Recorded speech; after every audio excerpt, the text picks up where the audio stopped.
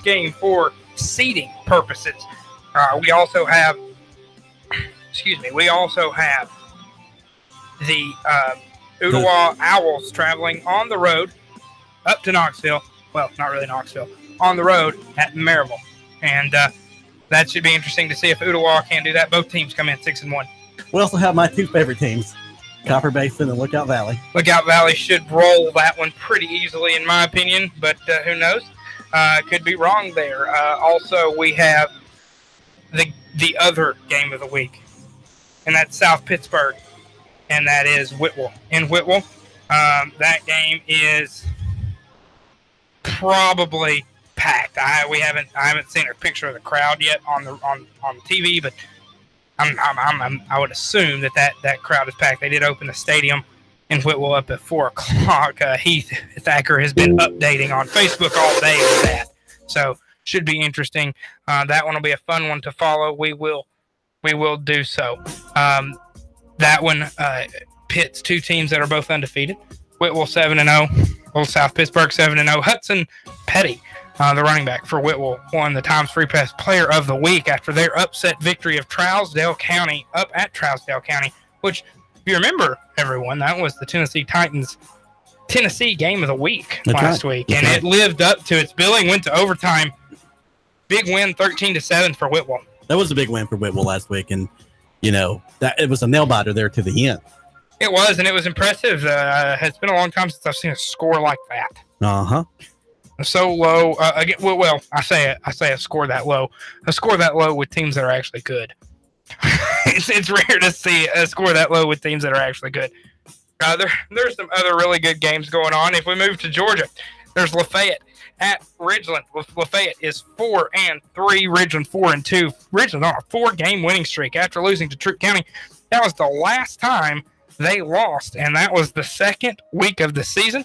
They have gone on a 4-game winning streak there. We have a battle between Haralson County and North Murray. That is at North Murray. North Murray comes in at 5-2. Haralson County 5-1.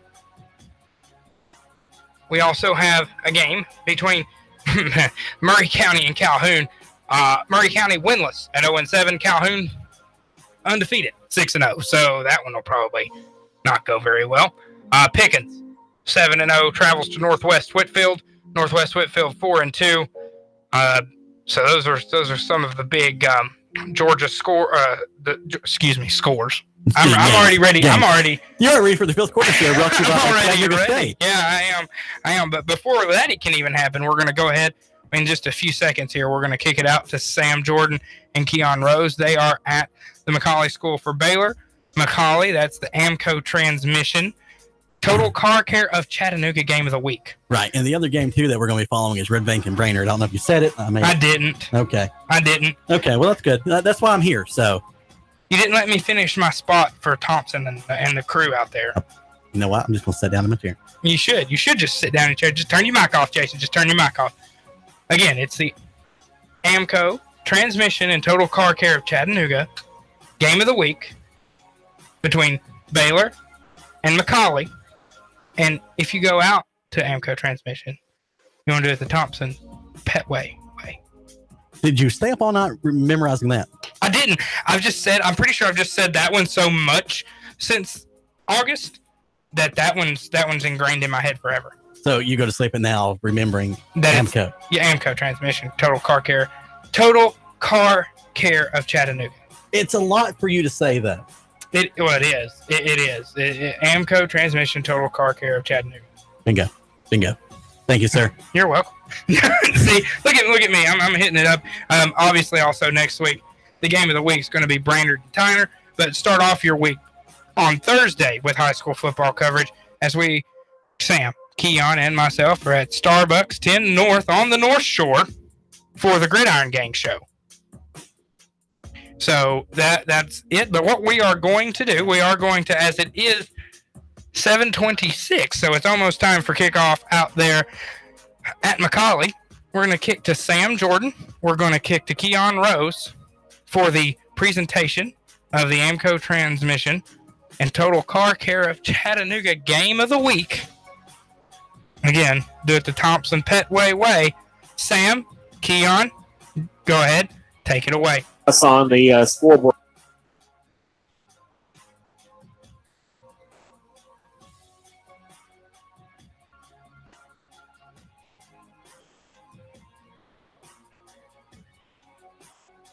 Jason. All right. We're broadcasting live from McCallie High School. It's Friday Night Football here on NoogaRadio 92.7 FM. Good evening to you. The AMCO Transmission and Total Car Care Chattanooga High School Football Game of the Week brings us to McCallie High School. The Blue Tornado taking on the Red Raiders of Baylor High School. Good evening to you. I'm Sam Gordon. Joining me is none other than Mr. Keon Rose. Good evening, Keon. Good evening, Sam. How you doing? Not bad. It is going to be an interesting night. It doesn't matter what the records are between these two teams. They fight for blood. They fight to death. This has been a long-standing rivalry.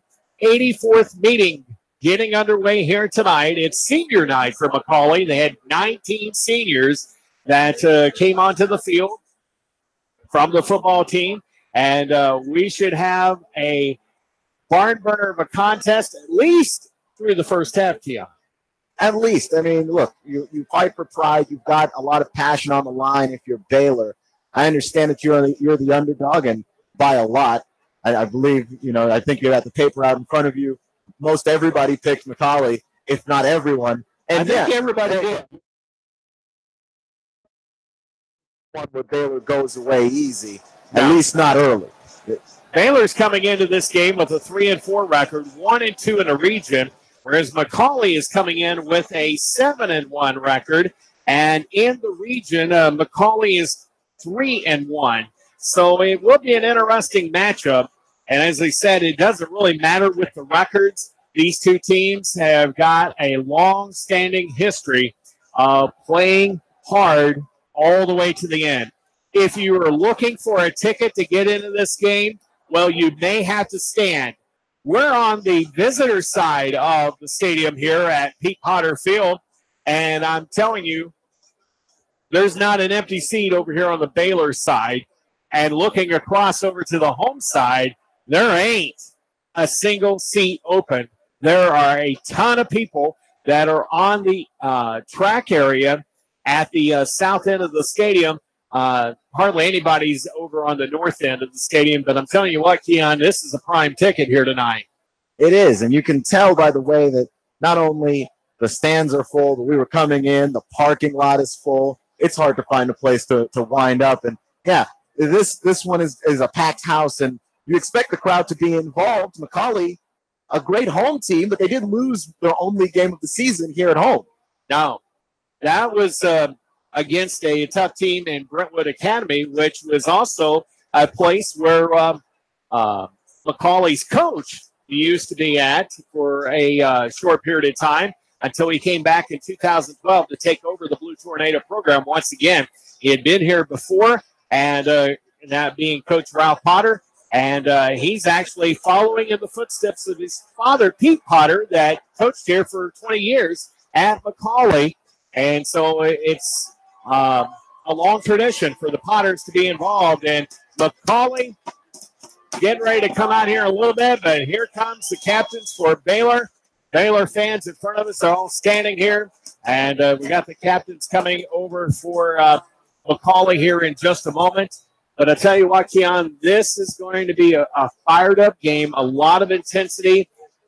Baylor, yeah, they've had a tough season. They've lost, some decent games, to some perennial state championship playoff caliber teams that have been in various divisions, and that's what they've suffered in those 4 losses. But, what do you feel that you're expecting to see out of this contest?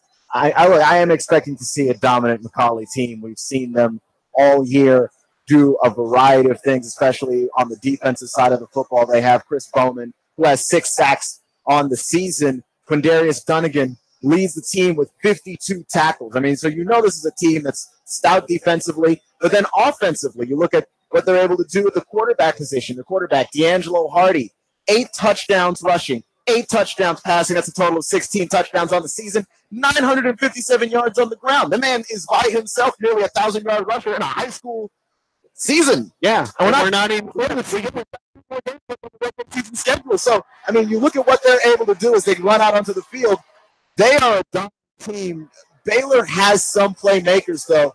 Key player for them, Riley Jenney. He's got 2 touchdowns scored on the defensive side of the ball with free safety and 46 solo tackles by himself. So there is playmakers in Baylor. Can they play a clean enough game to give themselves a puncher's chance? And at least make it through the entire contest. Yeah, and maybe put up something of a fight here. This is a game that matters a lot. I was trying to get your age earlier. It was a random question, but the reason why is because this game, I believe, is older than the two of us put together. So when you look at what this game is, you're right. There's a lot. The generation. This is serious. Yeah. And if you're Baylor, you want to go out there and put out the best performance you can to keep the fans involved and keep them engaged. It's got 6 years on us. Well, wow. 52-26 here, and they've been playing for 84 years or 84th time.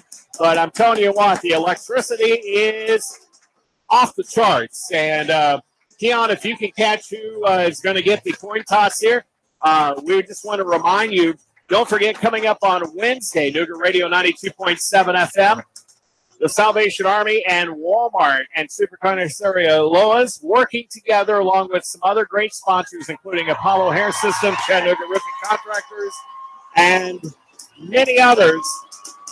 Sport Clubs Hamilton Place with a relief effort fund drive. We'll be broadcasting live from 7 a.m. next Wednesday from the Hickson Walmart location.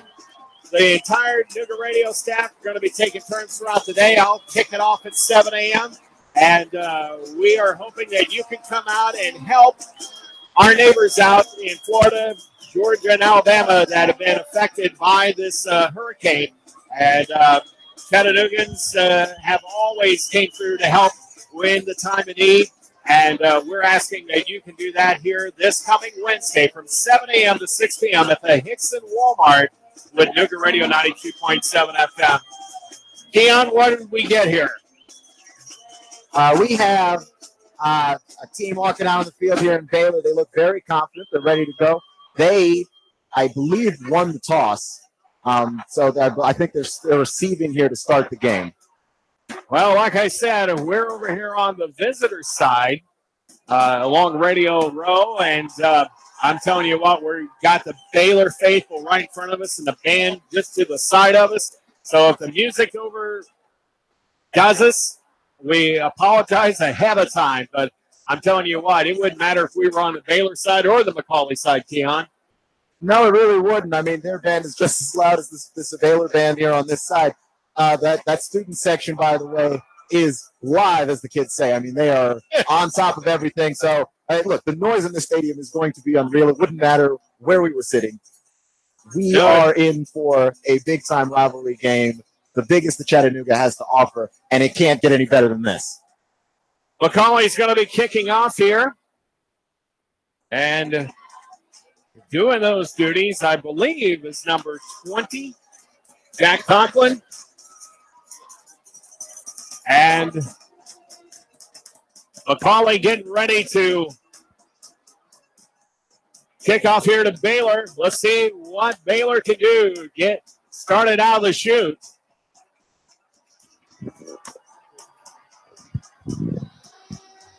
And we're just about set. And here goes the kick. And this ball game is underway. McCallie's going to be able to, or Baylor's going to be able to bring it up to about the 30-yard line. Or it'll be 1st and 10. They're going to spot it right at the 31-yard line, 1st and 10 for the Red Raiders. That was a close one for Baylor. The kick was a shorter kick, and McCallie, I think, was trying to catch them off guard moving forward. So it's very interesting to see that aggressive move from McCallie in special teams to start the game. Red Raiders getting ready. Let's take a look here. At quarterback, number 12, Lorenzo White. And in motion for the Red Raiders. Going to keep it. Take it up the middle for about maybe back to the line of scrimmage. McCallie's defensive line there just all over trying to smother and hold them at bay. So it'll become 2nd and 10 from the 31. Lorenzo.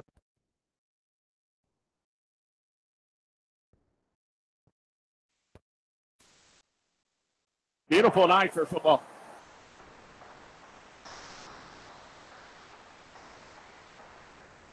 Second and 10. We had a flag on the play.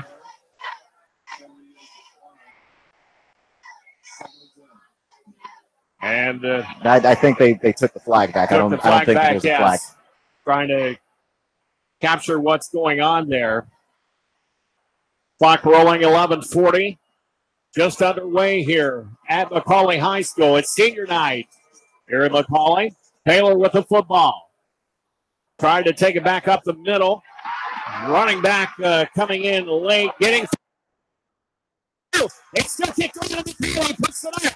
And around the 15. Gets down to around the 5 before Baylor is able to tackle them. They had another quarterback draw with Lorenzo White. This one looked like it was actually more successful than the first one, except it ends in a fumble, and the ball is scooped up by cornerback Dane Beard and taken all the way back to the Baylor 10-yard line, and that's in the red zone. Dangerous territory for Baylor.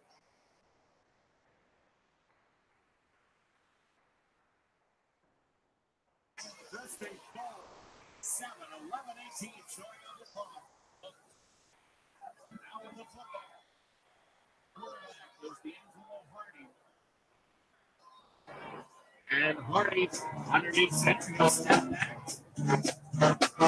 First to go from the 7. Ball is in motion. Hardy is tossed down, but the ball had already been handed off. The misdirection is what wound up ultimately fooling Alberto Arrow, the linebacker for Baylor. He ended up tackling D'Angelo Hardy, but Hardy didn't have the ball, but no gain as the defensive line for Baylor picks up the run. But they did pick up 2 yards on the play. 2nd and goal from the 5. 10:50 on the clock here in the first quarter. McCallie striking early here with a potential score. When you look at what they've done defensively,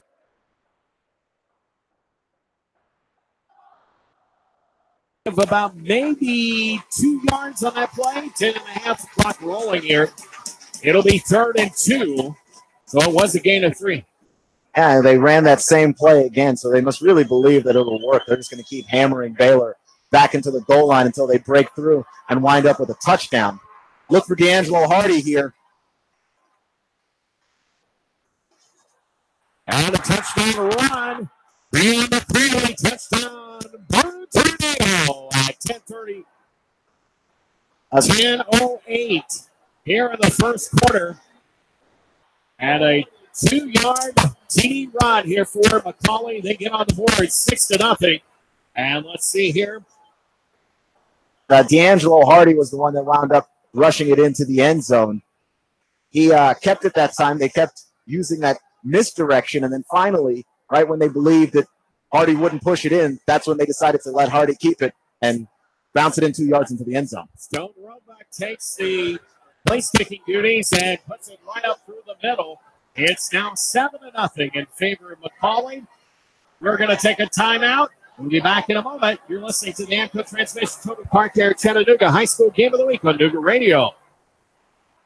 Where to go for lunch today? Go to the Top. The Top of the Hill Country Buffet offers a delicious lunch buffet every day. Golden fried chicken with mashed potatoes from scratch, daily fresh vegetables, a full salad bar with all the fixins, and fresh homemade cobbler. In addition to the buffet, Top of the Hill also offers a full menu. Plus, kids eat for $5 all day. Top of the Hill is located in Ringgold on Remco Shops Lane and is open 11 a.m. to 8 p.m. Monday through Sunday. Where are you going for lunch? Go to the Top.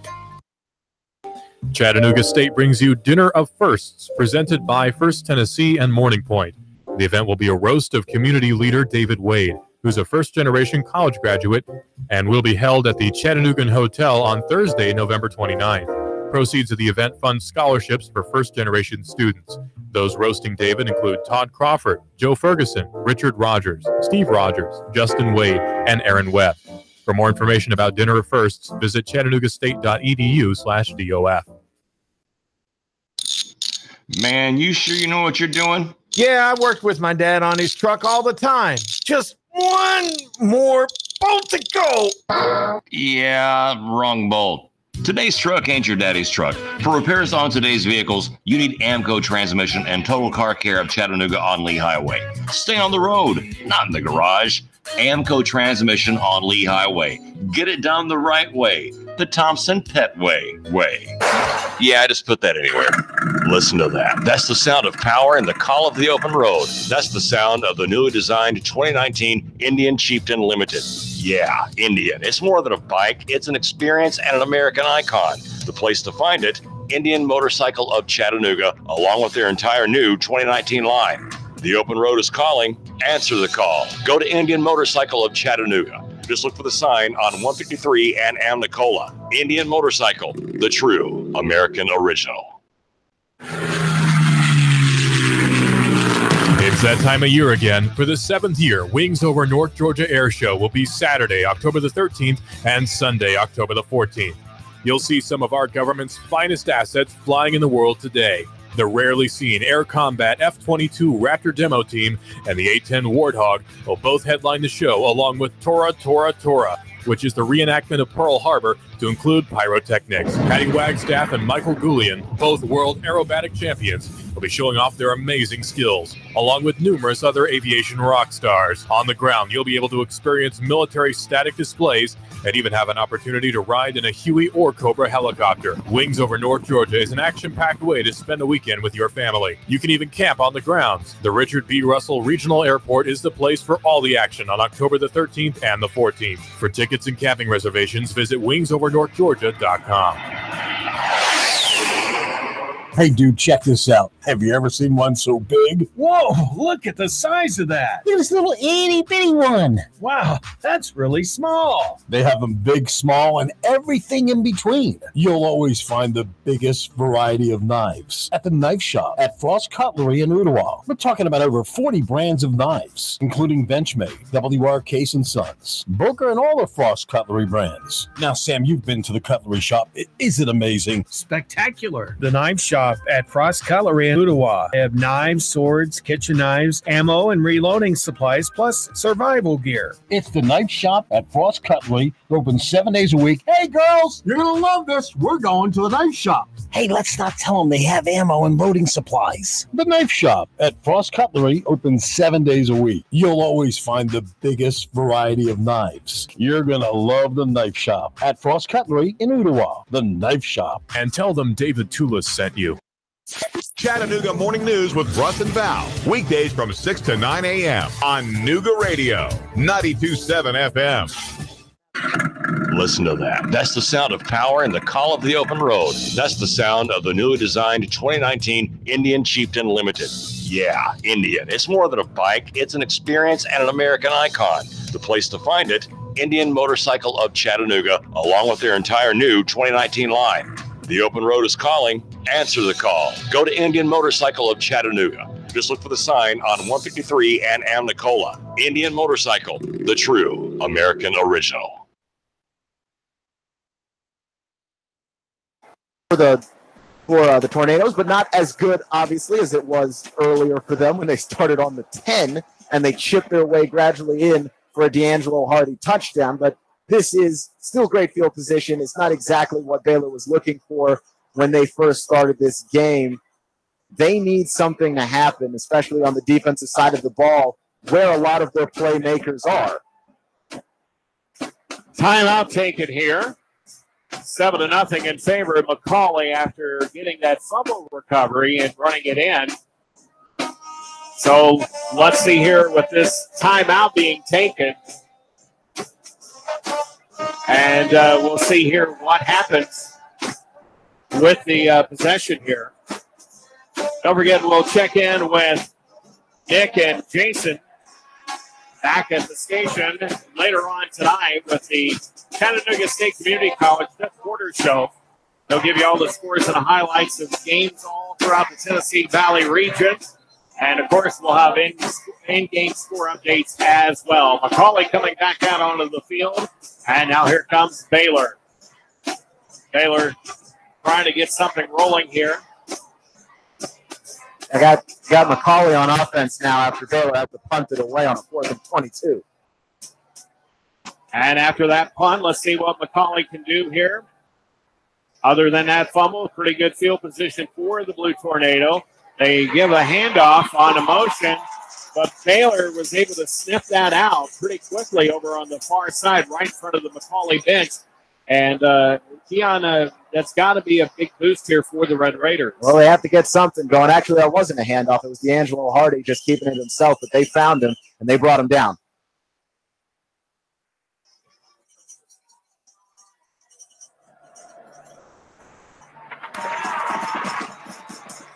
Oh.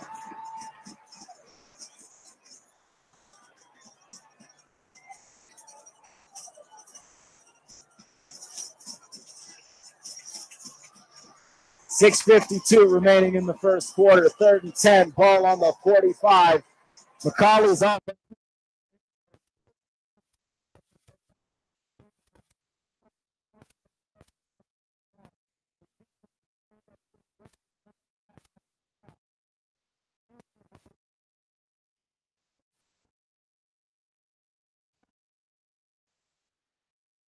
By Cooper Lewis, the middle linebacker. Walks away from the pile with his fist up. Yeah, Baylor so far is playing pretty good at keeping McCallie at bay as much as possible here. And right now we're at a 4th and 5 situation. They're going to have to punt, and that's big for Baylor's defense as special teams trying to get off the field here. Alberto Earl trying to get away before the snap is off. That kick drops at the 10-yard line and bounces back into the end zone, and it'll be a touchback. And the Baylor Red Raiders are going to start their offense on the 20-yard line. All right, 5:54 showing on the clock. We're going to hold it right here. Keon, have you been impressed so far with the Baylor defense here? They've been able to hold McCallie at bay. They have. They gave up the 1 touchdown, but that drive started on the 10, so that's a little bit unfair for them. But when they've had the field behind them to defend, they did a great job on that drive. So this is a great start so far for Coach Massey's guys. All right, so Baylor's going to get an opportunity here to try to make something happen here.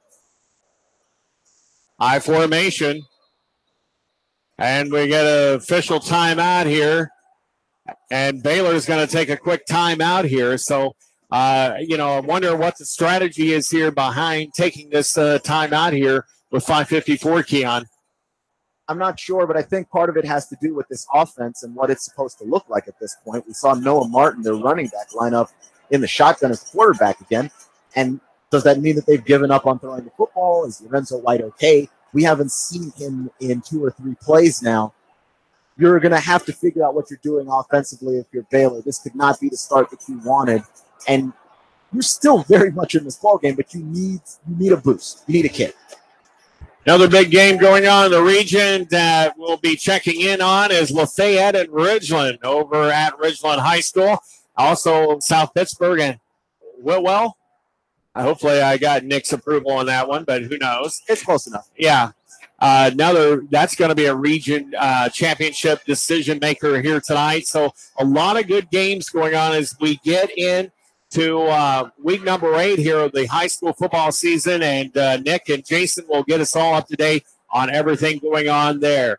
Hopefully White is okay. Martin stepping into the shoes there at quarterback. The junior normally at running back. It's kind of weird seeing a 32 at quarterback, but you do what you have to do. Takes the snap, keeps it, runs, gets about 3, maybe 4 yards on the play. And McCallie's defense just holding true there, not letting them get too far up the alley there. So we're hopefully not going to see an offense that's far too predictable here, but I don't know what else you really can do if you've got Noah Martin in there at quarterback. And here comes Lorenzo White. So maybe they were just hell-bent on running Martin and running that direct snap play. And once they've gotten it out of their system, 2nd and 8. Ball on 22.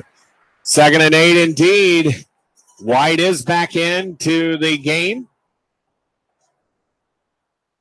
Has a lone setback. Has 2 receivers on the top side, 1 on the lower side. They'll keep it, go up the middle. Not much happening. And the ball will be brought down at around the 23. Maybe a gain of 1 on that play. Just under 5 minutes to go here in the first quarter of play with McCallie out to a 7-0 lead here. They're going to say he just got back to the line of scrimmage. No, actually gained 2 yards on that play. It'll be 3rd and 6 from the 24-yard line. 4:44 showing on the clock and rolling. About 15 seconds left on the play clock here. Baylor getting a little bit of yardage here, but they really need to pick up the pace here a little bit. Lorenzo White is out of the receiver. And Stolte getting the ball on a direct snap, and they get it up the field, and there's another fumble. And here comes McCallie back the other way from midfield to about the 41-yard line. 4:15 showing on the clock, and Baylor just having all kinds of issues with holding that ball. Well, they had that was an interception instead of a fumble, but still the ball security is an issue. But that was a trick play. Lorenzo White came out onto the field and lined up as a wide receiver, then he moved in motion as a blocker, and I think that was a part of the plan. The ball just bounced into the arms of a McCallie defender. 3 flags are on the field now. And mostly in the backfield, and looks like it's going to be advantageous here. Yeah, pass interference against McCallie. Brandon Ben called for the PI. Well, evident.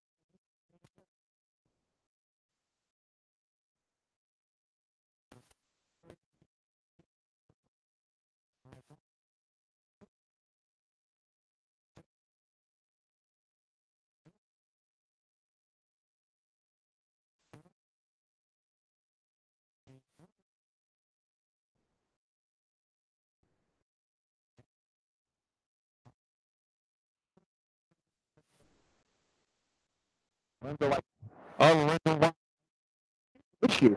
The only thrown ball of this game so far for Baylor hasn't been thrown by White. Isn't that weird? Yeah, it is.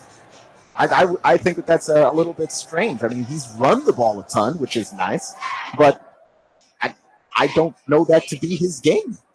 3:40 on the clock.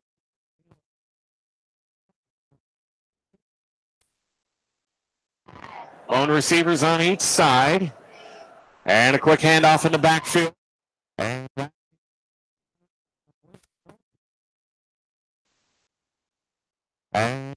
he may not have made it. And there's a flag on the play as Gabriel Stoltz was tackled, like you said, back at the original line of scrimmage. Dunnigan on the tackle there for McCallie.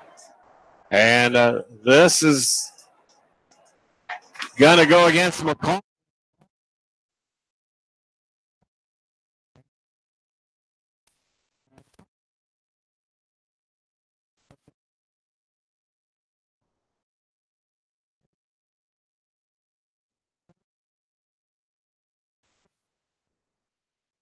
That Stoltz was brought down. It did look very strange, and I think the officials saw that and decided to go ahead and award the penalty in favor of Baylor. Baylor 1st and 10.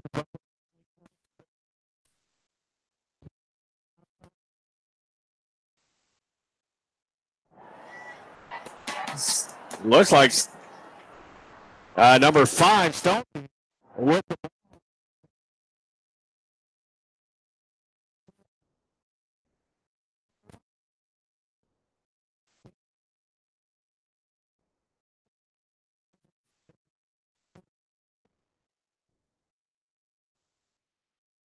doing in that situation, and maybe that might be something to question later. But a lot of direct snaps to players who are running, whether that's quarterback Lorenzo White, Noah Martin, or Gabriel Stoltz, who's in the gun again. 2nd and 6 from the 4.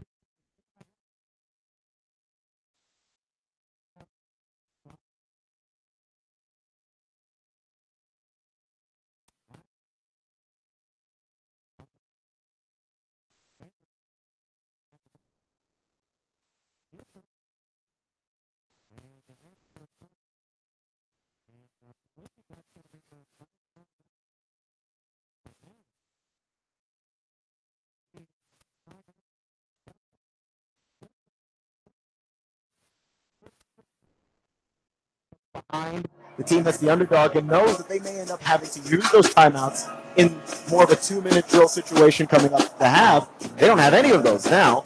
And really the reason why they've gotten the first downs that they have gotten has more to do with the penalties on McCallie than what the offense has actually done. And a lot of that is that they're not throwing the ball. That Gabriel Stultz is a running back. He's lining up in the gun. You have Lorenzo White in the gun, but he hasn't really thrown it. Noah Martin in the gun.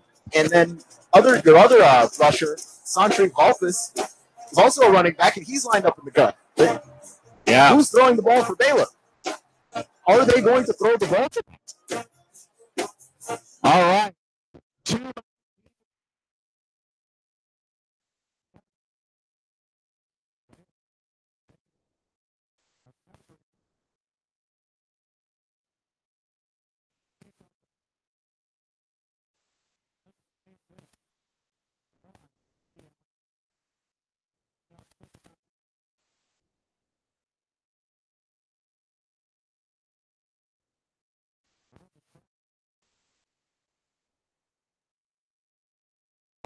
Yeah, we've got lawn chairs, we've got little kids throwing the football around, we've got whole families standing.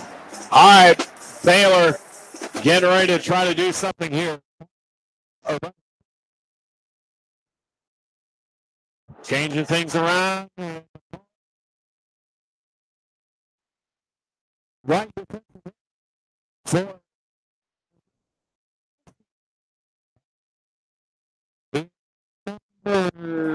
6. Or no, correction. Well, they did change it up a little. John Hardy was over there making that jump. Gabriel Stultz with the hard count. Yes. The jump off sides. And he got it to happen. 2nd and 1 now. Run up the middle. It looked like they may be a yard short of the first down. Balfus carrying the football and brought down just shy of the first down marker. 2:06.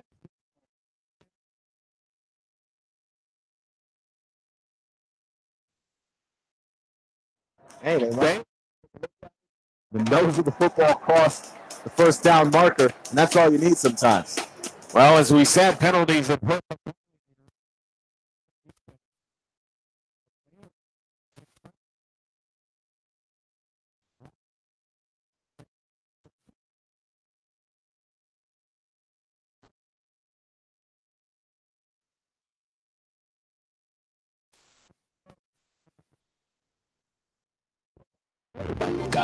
Running back, which does happen sometimes on trick plays. I really don't know why they haven't really tried to throw the football here, and we'll see. Evidently, Baylor had one more time out.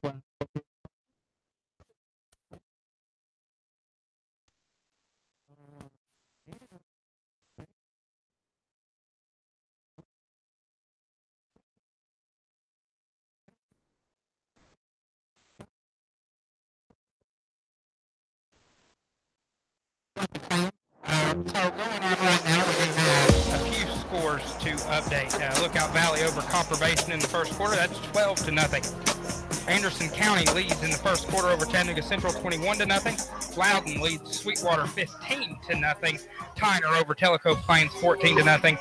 And then we have Ray County over Saudi Daisy 7-3. We'll take it. And that is all we have right now. We actually do have one more. Red Bank leads Brainerd 7-6 at the end of the first quarter.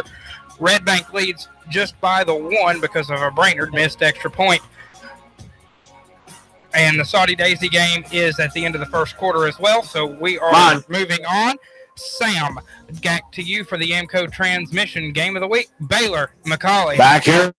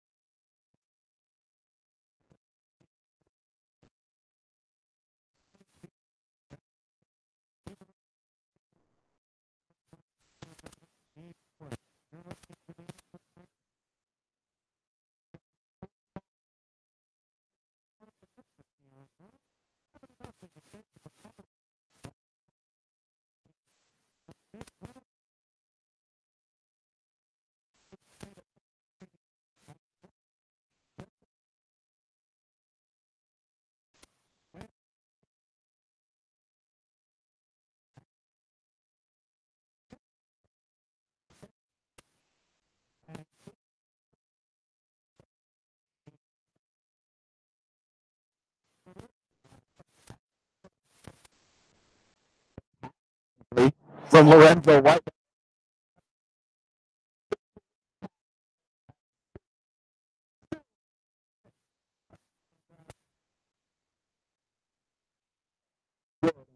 Third and 2 brought up for Baylor. Well, right now,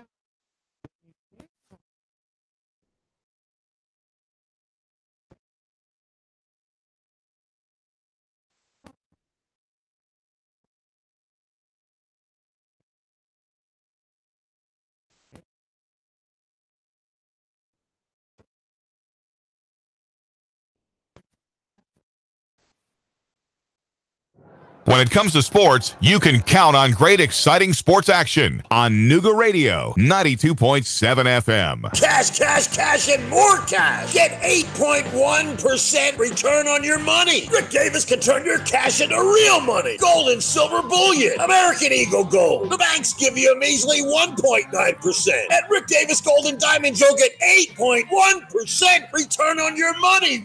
8.1% return on your money. Wow! Whether you're buying an ounce or 100 ounces, Rick guarantees it in writing. 8.1% Rick Davis Gold and Diamonds. Brainerd Road, Chattanooga. Oh my God. Turn it on and rip the knob off. You're listening to the radio 92.7. Sean Hannity, weekday afternoons from 3 to 6 p.m. on NoogaRadio 92.7 FM. NoogaRadio 92.7. For my good friend.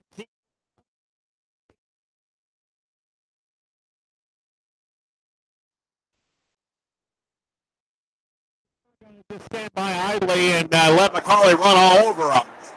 For whatever reason, Baylor has limited their offense. They're mostly just running, but it seems to be working for them. They obviously did get help from a bunch of McCallie penalties, the offsides call, the pass interference, the personal foul. So it's a lot of different things that have worked to give Baylor a chance here in the red zone. It's also helped their time of possession a bunch. Sometimes the best defense is a great offense. They're just keeping McCallie off the field. D'Angelo Hardy and company not able to really do anything. That's right. So it's going to be interesting to see here if Baylor can keep this momentum going as McCallie has been hurting himself, shooting themselves in the foot with 3 big penalties here, 2 here just in the last little bit on this Baylor drive. But, Baylor, is known for starting off pretty strong here, but those 2 fumbles that a fumble and an interception really hurt them, and but they've tried to overcome this here. So let's see what Baylor can do. Keon, take it away. This is the start of the second quarter. 12 minutes remaining in the half. 7-0. McCallie over Baylor. 3rd and 2. Ball in the 28 in McCallie territory. We are live at Pete Potter Field. Gabriel Stultz is in the gun as Baylor continues to run the ball against this stacked box for McCallie. Stultz to the left side on the inside pass, the near side hash mark, picks up maybe the first down. He powers through the entire Baylor front or McCallie front 7. Yeah, he only needed 2 yards there, Keon, but that line there for McCallie, led by Christopher Bowman and Quindarius Dunnigan, just could not stop him enough to prevent him from getting that first down here. Good job by Baylor. 1st and 10, ball on the 23, 11:38 and a half. Gabriel Stultz in the gun. Stultz takes a low snap, runs to the outside, running to the far sideline, and he's brought down after a gain of 1 yard. It's Ray Taylor there for McCallie. Getting him tripped up over there on the far side, getting him by the ankle. So Baylor is pretty confident with their running game here, even though it's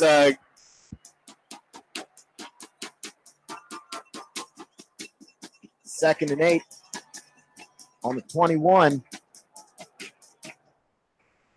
The offense has been rolling, but at some point you think Baylor's going to have to go to the air.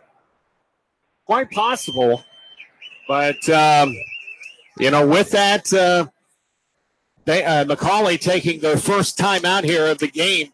So McCallie, not like what they're seeing here, and trying to overcome or compensate for Baylor's running abilities that they're seeing here tonight.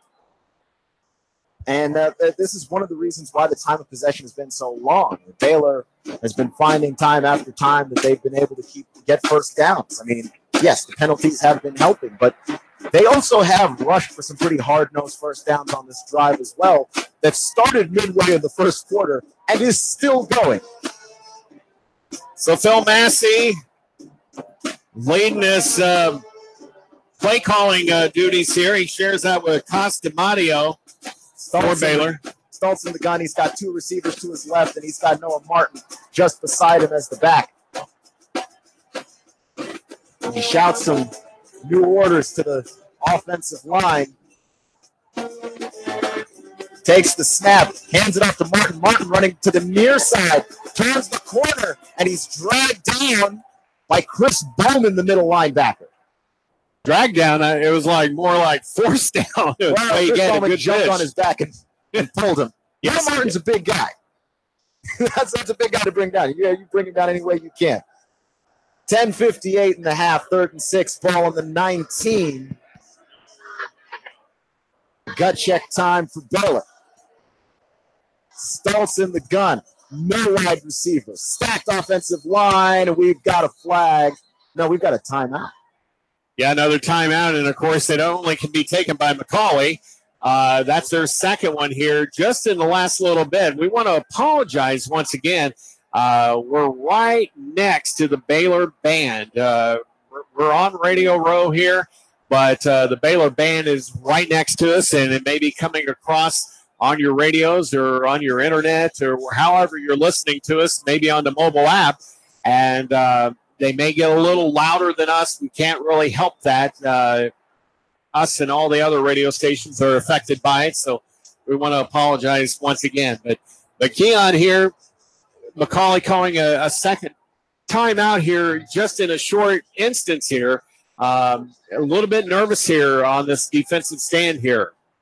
Well, I don't think they anticipated that this drive was going to go anywhere near this long. Like I mentioned earlier, this drive started midway through the first quarter and is still somehow continuing as Baylor continues to slowly matriculate the ball up the field. So we're going to get to the end zone eventually, right? The payoff to this has to be a touchdown if you're Baylor. Well, Baylor's had the ball for almost 8 minutes. I mean, that's how methodical they've been working this.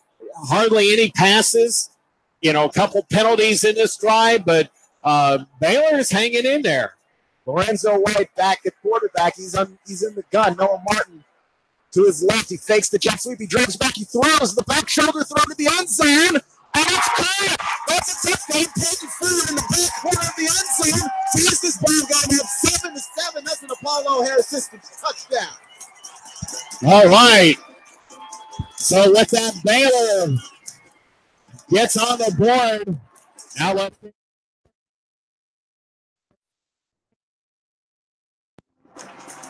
They're going to go.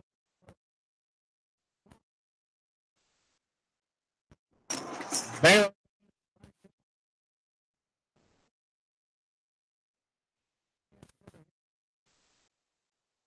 The extra point is up. Game 7-7.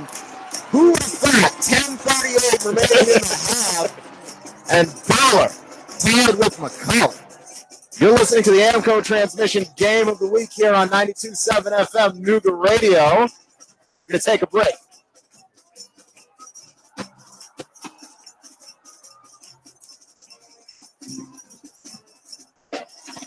Well, I don't know what to say.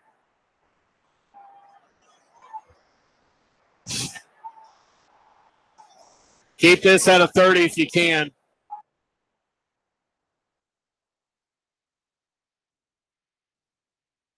Chattanooga State brings you Dinner of Firsts, presented by First Tennessee and Morning Point. The event will be a roast of community leader David Wade, who's a first-generation college graduate, and will be held at the Chattanooga Hotel on Thursday, November 29th. Proceeds of the event fund scholarships for first-generation. Chattanooga State brings you Dinner of Firsts, presented by First Tennessee and Morning Point. The event will be a roast of community leader David Wade, who's a first-generation college graduate, and will be held at the Chattanooga Hotel on Thursday, November 29th. Proceeds of the event fund scholarships for first-generation students. Those roasting David include Todd Crawford, Joe Ferguson, Richard Rogers, Steve Rogers, Justin Wade, and Aaron Webb. For more information about Dinner of Firsts, visit chattanoogastate.edu/DOF. Sean Hannity, weekday afternoons from 3 to 6 p.m. on NoogaRadio 92.7 FM. NoogaRadio 92.7. McCallie and Baylor tied up 7 to. Well, the scoreboard showing 7-6, Keon. I thought it went through. I thought the official put his arms up to say that it was a good field goal, but Or extra point. the scoreboard does not agree. All right. Well, we'll go with what the scoreboard has. So Baylor kicking to McCallie, left to right. Stone Roebuck. This is a deep kick. It's going to go all the way back into the end zone and bounce out. McCallie is going to start their drive. 20 yards. 38 remaining in the half. 7-6 is your score. As McCallie tries to take their lead back, or extend it rather. Baylor with a very long drive to stay in this ball game after giving up the quick touchdown on the fumble. And we were wondering when Lorenzo White was going to become involved as a passer of the football, and he threw a strike to Patton Ford in the back corner of the end zone. D'Angelo Hardy in the gun. He's got 3 wide receivers. And he claps for the snap, and he pitches it on the option out to his right on the far sideline, barreling forwards for a pickup of 2 yards is B.J. Harris. Yeah, pickup of 6 yards, rather. 2nd and 4, ball on 26. And McCallie wants to do the opposite of what Baylor did. They want to go fast. Hardy in the gun, 3 wideouts. Hands it off to Harris. Harris bounces off.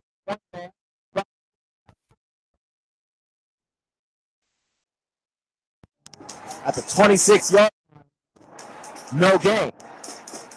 That rings up 3rd and 4.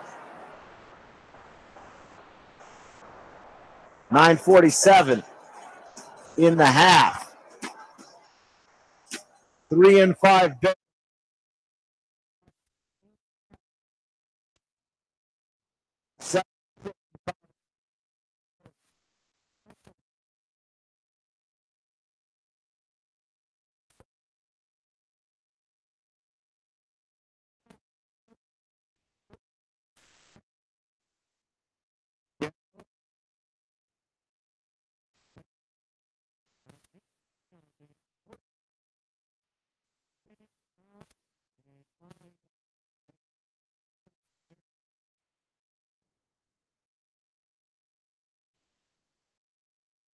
Got Lorenzo White doing warm-up throws on the sideline. He's going to be ready for a drive after whatever it is that McCallie's got in store here. D'Angelo Hardy in the gun. Looks to his 2 receivers out right. Throws out to a bubble screen. Gets a pick.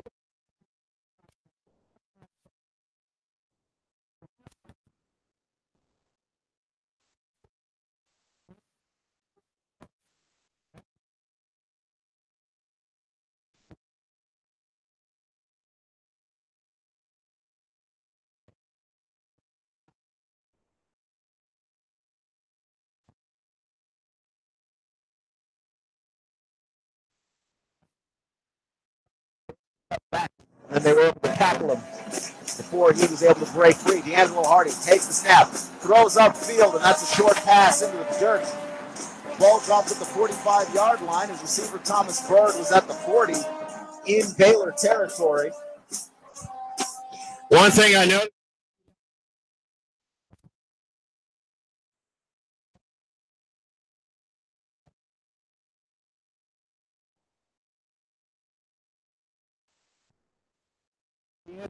Compensate for that. 1st and 10, ball on the 44. Hardy in the gun. 2 receivers, 2 to the left, 1 to the right. He looks out left. He throws left to Bird. Wow! Gets the ball knocked loose. And Baylor, lands on top of it, but they're going to say it's an incomplete pass and not a fumble. Martin doesn't know that, though, and he's still celebrating. He tosses the ball back to the official. This will be 3rd and 10. And look like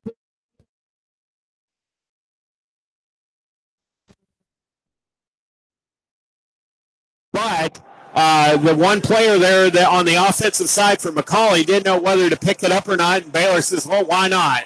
So even though it was an incomplete pass, McCallie got lucky in that. 3rd and 10, Hardy in the gun. McCallie behind schedule for the first time today. Hardy drops back.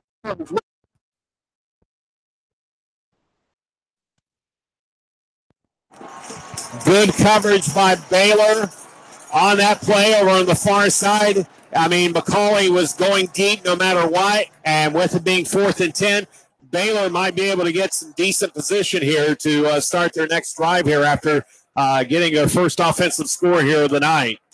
McCallie got a short field to start, and they scored out from 10 yards, and this punt is blown dead before it even starts.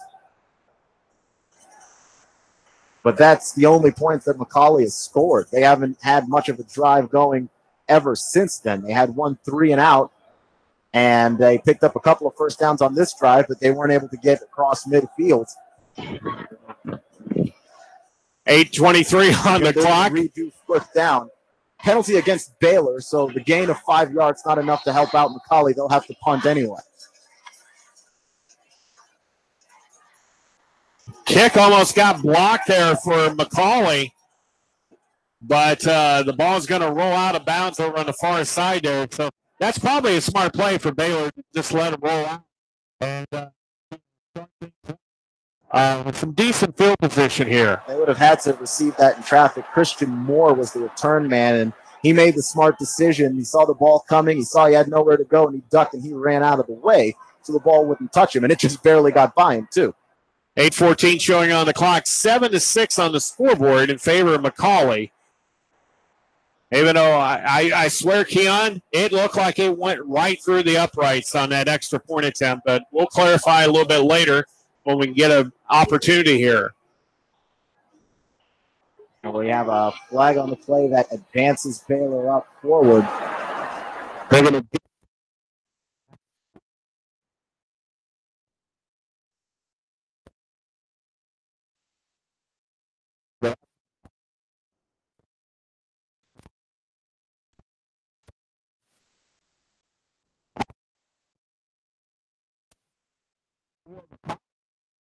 Yeah, it is. the middle for the 30, 25, 20, 15, 10, and break down at the 5-yard line. Looks like Roebuck. It was Stone Roebuck on the tackle. He basically was trying to grab him on the shoulder, and that was the only thing that was going to stop that runner from gaining a touchdown. Hardy in the gun. Hands it off the road.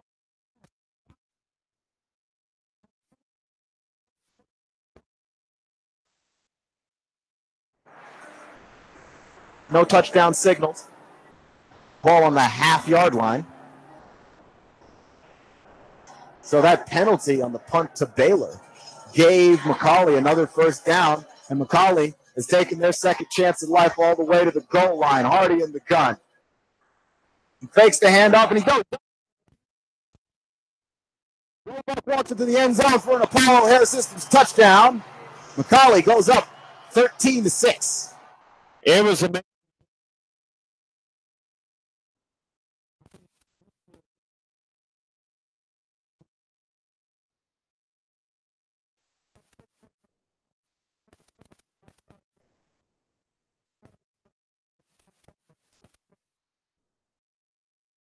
Points. He's a busy man. Kick was almost blocked, but it goes up, and the officials say it's good. That's 14-6. McCallie extends their lead further over Baylor.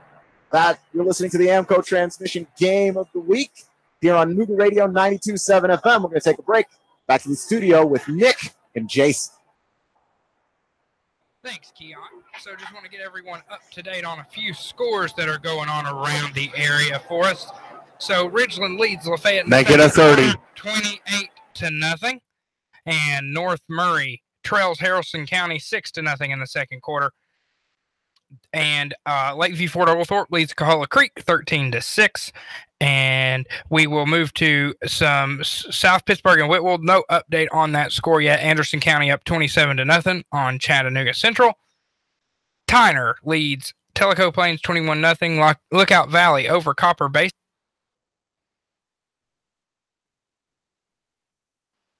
And obviously we have Baylor McCallie, but Brainerd and Red Bank. Okay, we're kicking it to you now. So we're going to go back to Sam at McCallie School for the AMCO transmission game of the week on NoogaRadio. Game here. Baylor has shown moments of brilliance, but McCallie.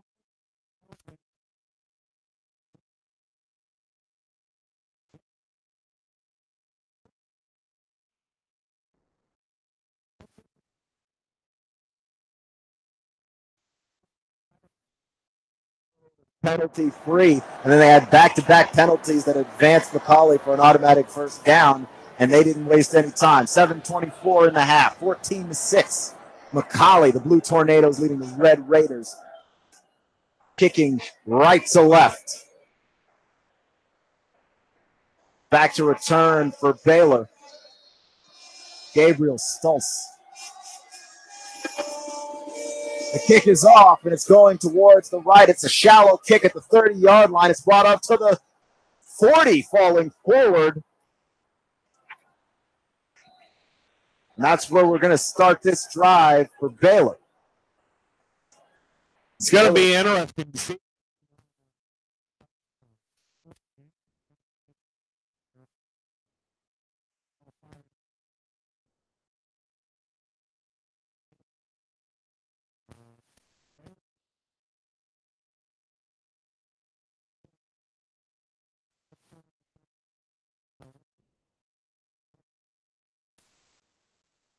Fine, but the penalties that they had really hurt them. We'll see if they're able to recover and have a penalty-free drive. Baylor has shown that they still are interested in throwing the football. And yeah, I guess. They're going to have a chance to show it here. In the gun, direct snap to Gabriel Stultz, who falls forward for a gain of a yard. McCallie wasn't fooled by that. I mean,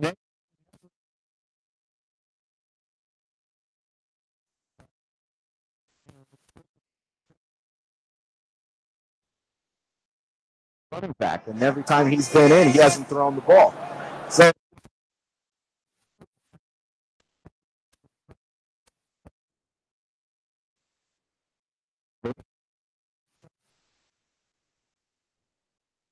Noah Martin is the back beside him. They're trying to stretch out this defense. White takes the snap, hands it off to Martin. Martin finds a little room on the near side. Picks up 5. Nice.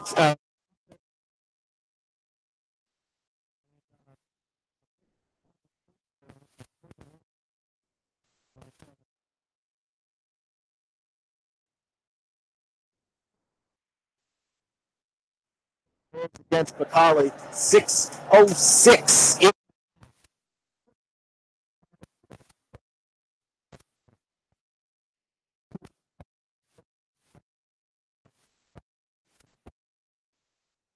Looking at a 4-man front. He takes the snap.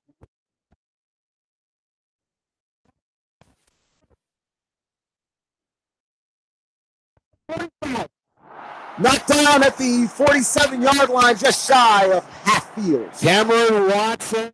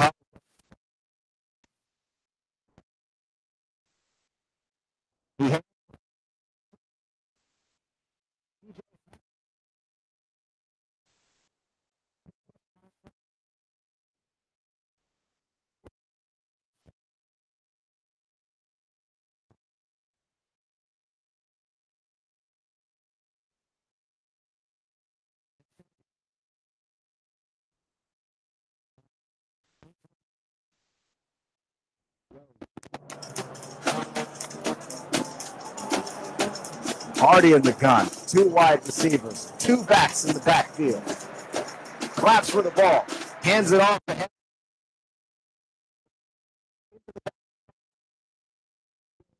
one goal. First down. Nice.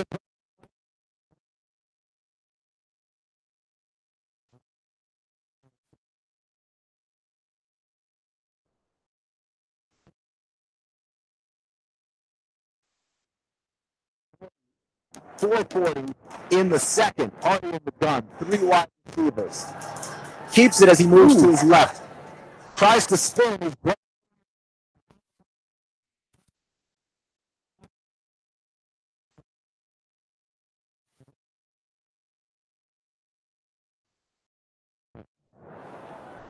so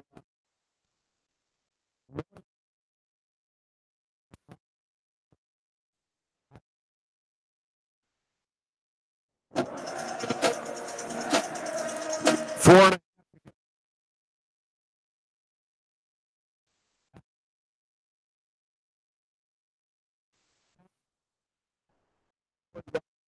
McCallie territory. So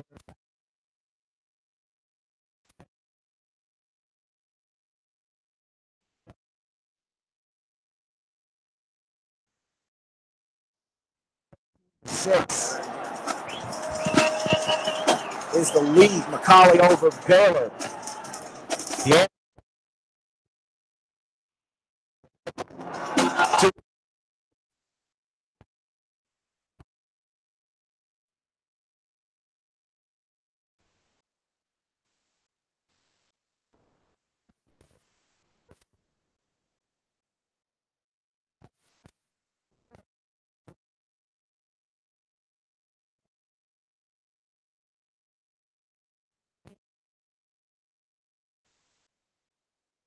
It's unbelievable. Hardy took the bad snap, picked it up.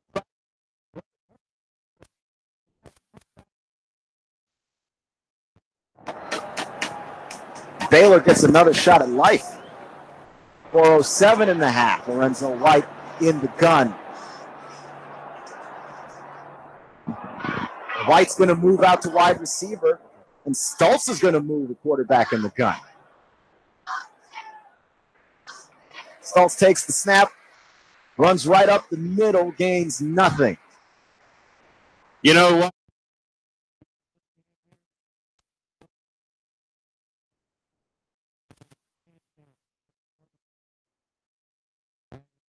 When you got plays like this, with the fumbles or the interceptions, both sides, they make this to where you want to just sit and watch or sit and listen the entire game because you just don't know what's going to happen. Correction, Stoltz did gain 2 yards on the play, 2nd and 8. Ball on the 35-yard line, 3:30 in the half. And just like you said, Sam, edge of your seat, Stoltz in the gun. Lorenzo White is one of the 3 receivers out. Stoltz keeps it, runs right up the middle, and punches through to the second level before he's brought down just shy of the first down marker. Cam.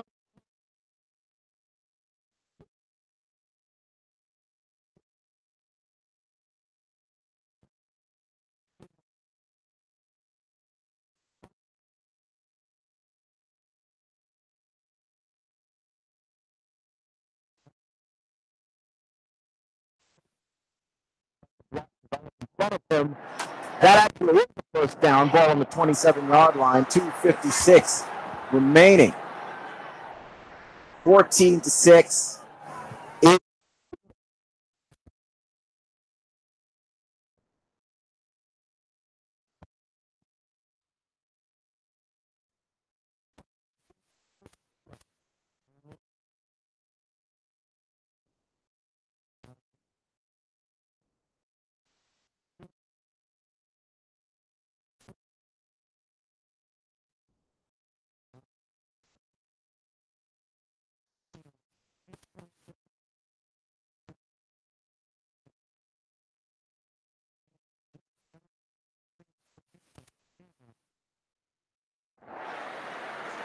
$2:10 and a half. Stoltz again in the gun. 3 wide receivers. No mark.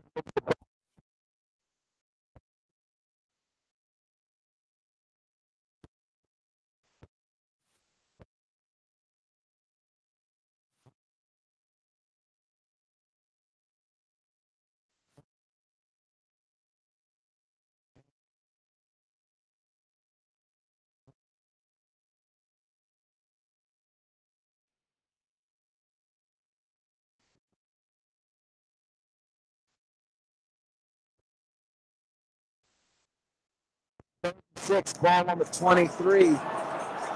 Baylor keeping their drive alive. They need to move the sticks. Stoltz in the gun.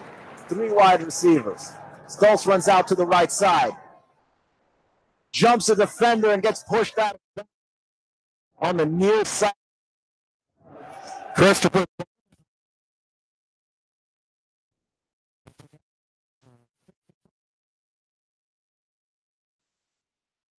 No timeouts for Baylor because they used them.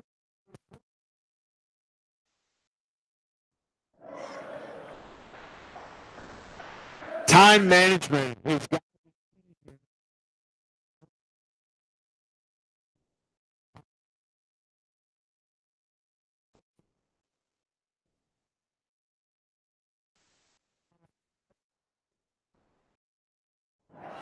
They get the playoff.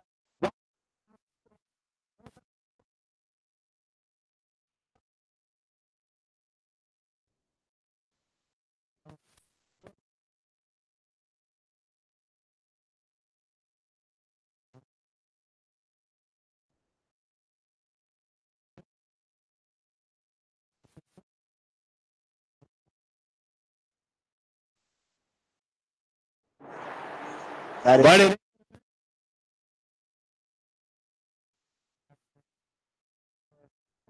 There's nowhere to go with the ball downfield either. 23 seconds left. McCallie takes the field. And you have to think they just run this one out. You would think. But as important as this.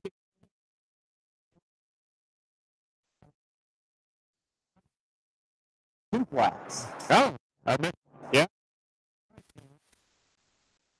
Because I don't think anybody's got timeouts. No.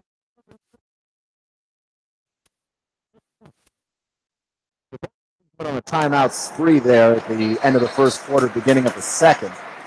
D'Angelo Hardy in the gun. 1st and 15, ball on the 15-yard line. Hardy takes the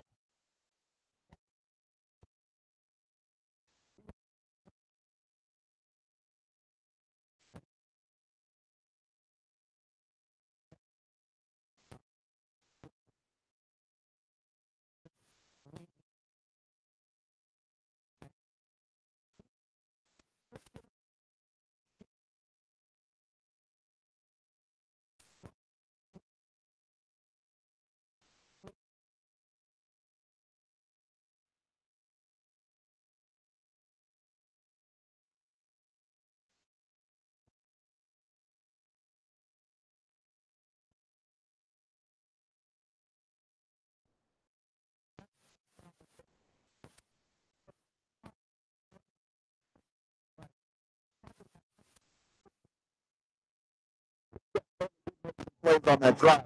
But McCallie's penalties for the reason why. We're going to.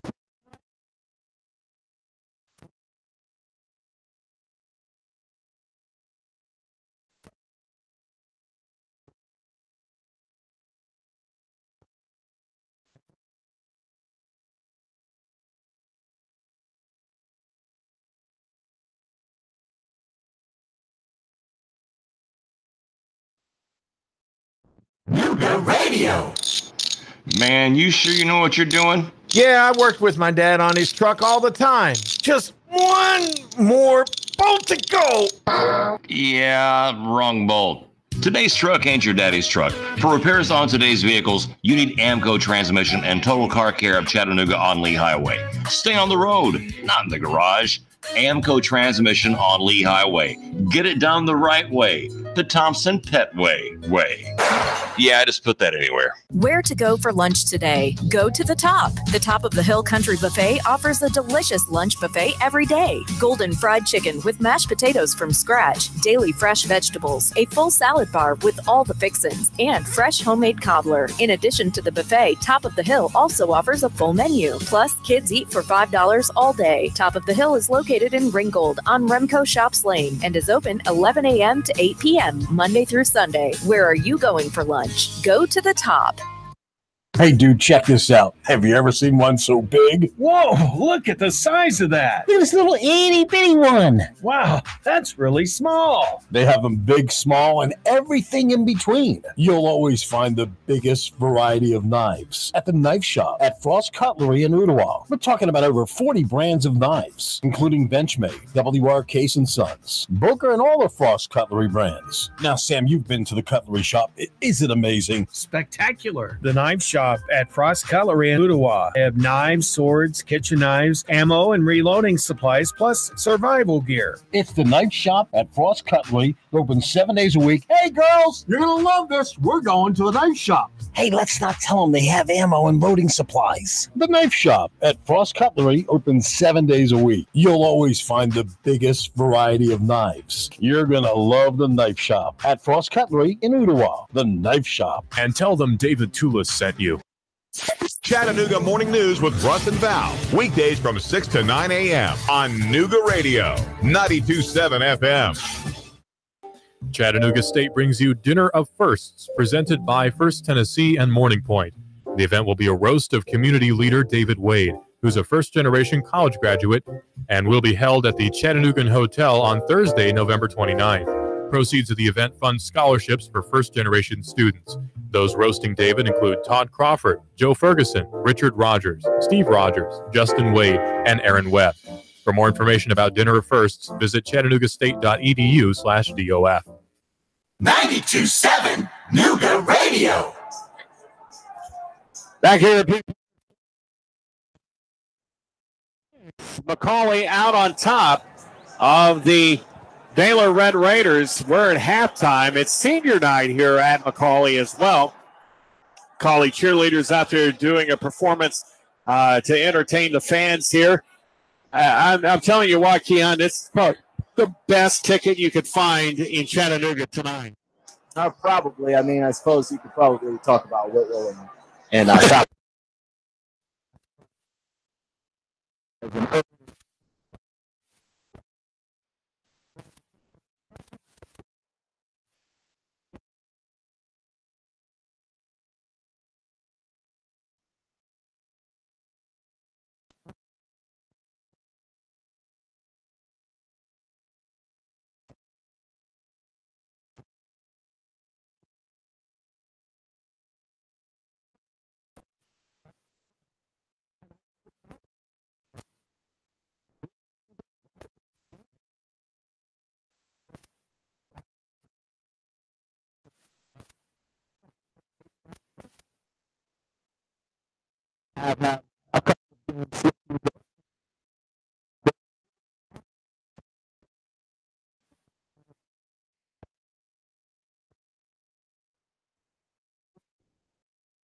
This is the reason why.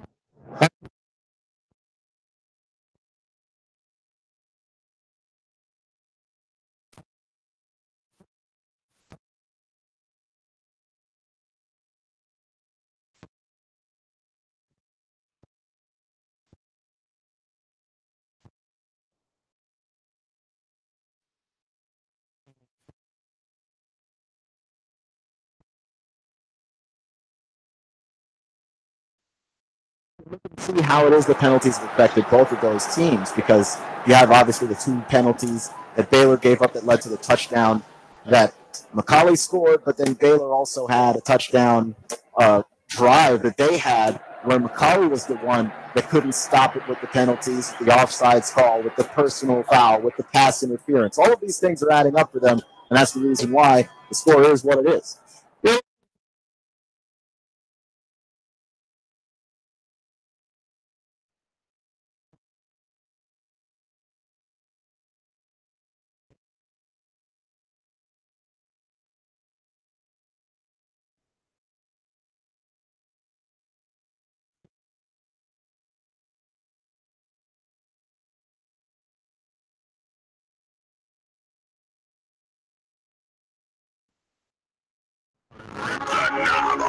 You're listening to the radio 92.7 92.7. Whether you have marginal, moderate, or even extensive hair loss, you don't have to live with it. Finally, there's a procedure that becomes a part of you, and it requires no daily maintenance or special care. Let Apollo Hair Systems give you a free hair and scalp analysis today. Call 423-803-1011 and schedule this free evaluation today. Open Tuesday, Wednesday, and Thursday from 9 a.m. to 6 p.m. Friday and Saturday, 9 a.m. to 3 p.m. Apollo Hair Systems, 5512 Ringgold Road in Chattanooga. 423-803-1011 for Apollo Hair Systems.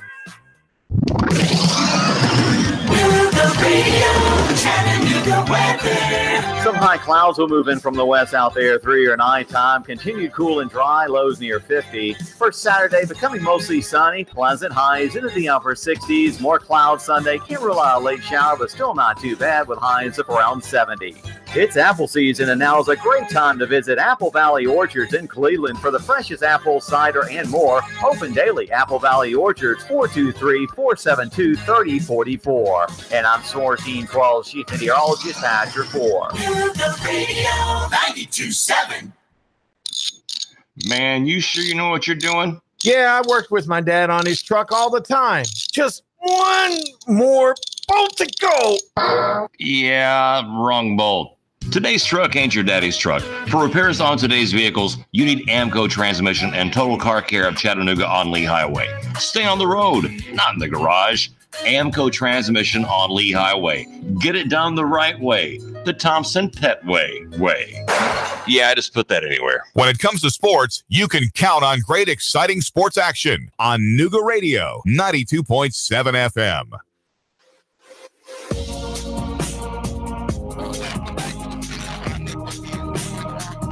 This is the halftime show here at NoogaRadio 92.7 FM. The AMCO transmission total car care Chattanooga game of the week.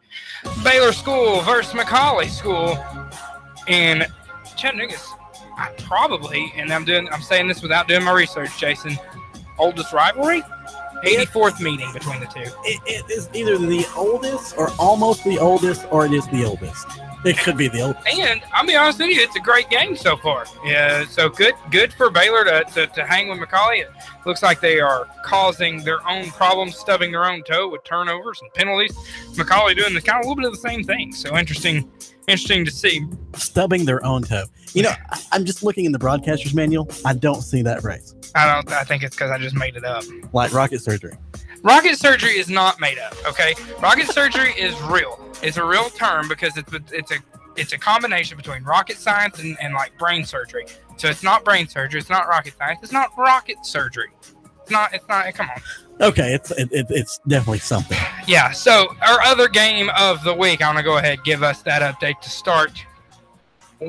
Whitwell, as Sam would say, Whitwell leads South Pittsburgh 7-6 as we near halftime in Whitwell.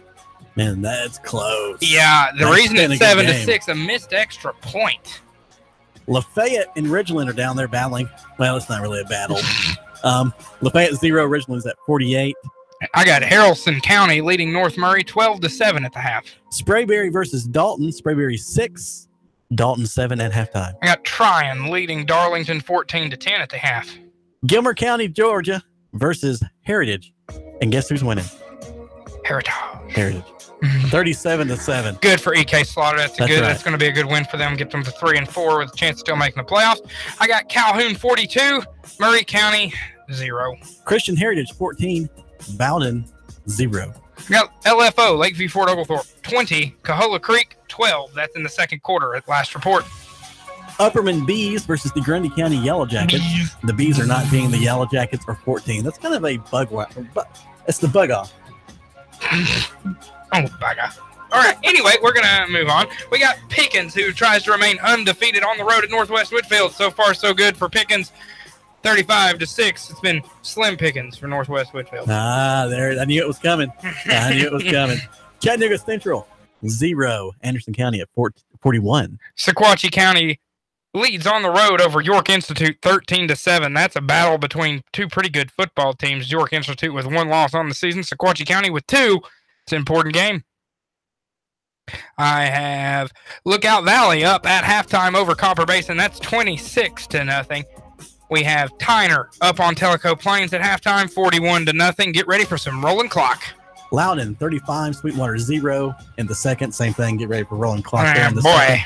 If Sweetwater doesn't score, I have Ray County leading Soddy Daisy on the road 14-3 at the half. There's been a lot of fumbles and turnovers and should be a lot more points, but there's not. It's 14-3 at the half for Ray County. Onada, which is Scott County, which is way north. Onada, Tennessee. Way north up there next to the Kentucky border. In Meigs County 28, Onada 0. Red Bank leads Brainerd at the half, 21-6. Calvin Jackson with 2 first-half touchdowns. That's the Wofford commit, Calvin Jackson III.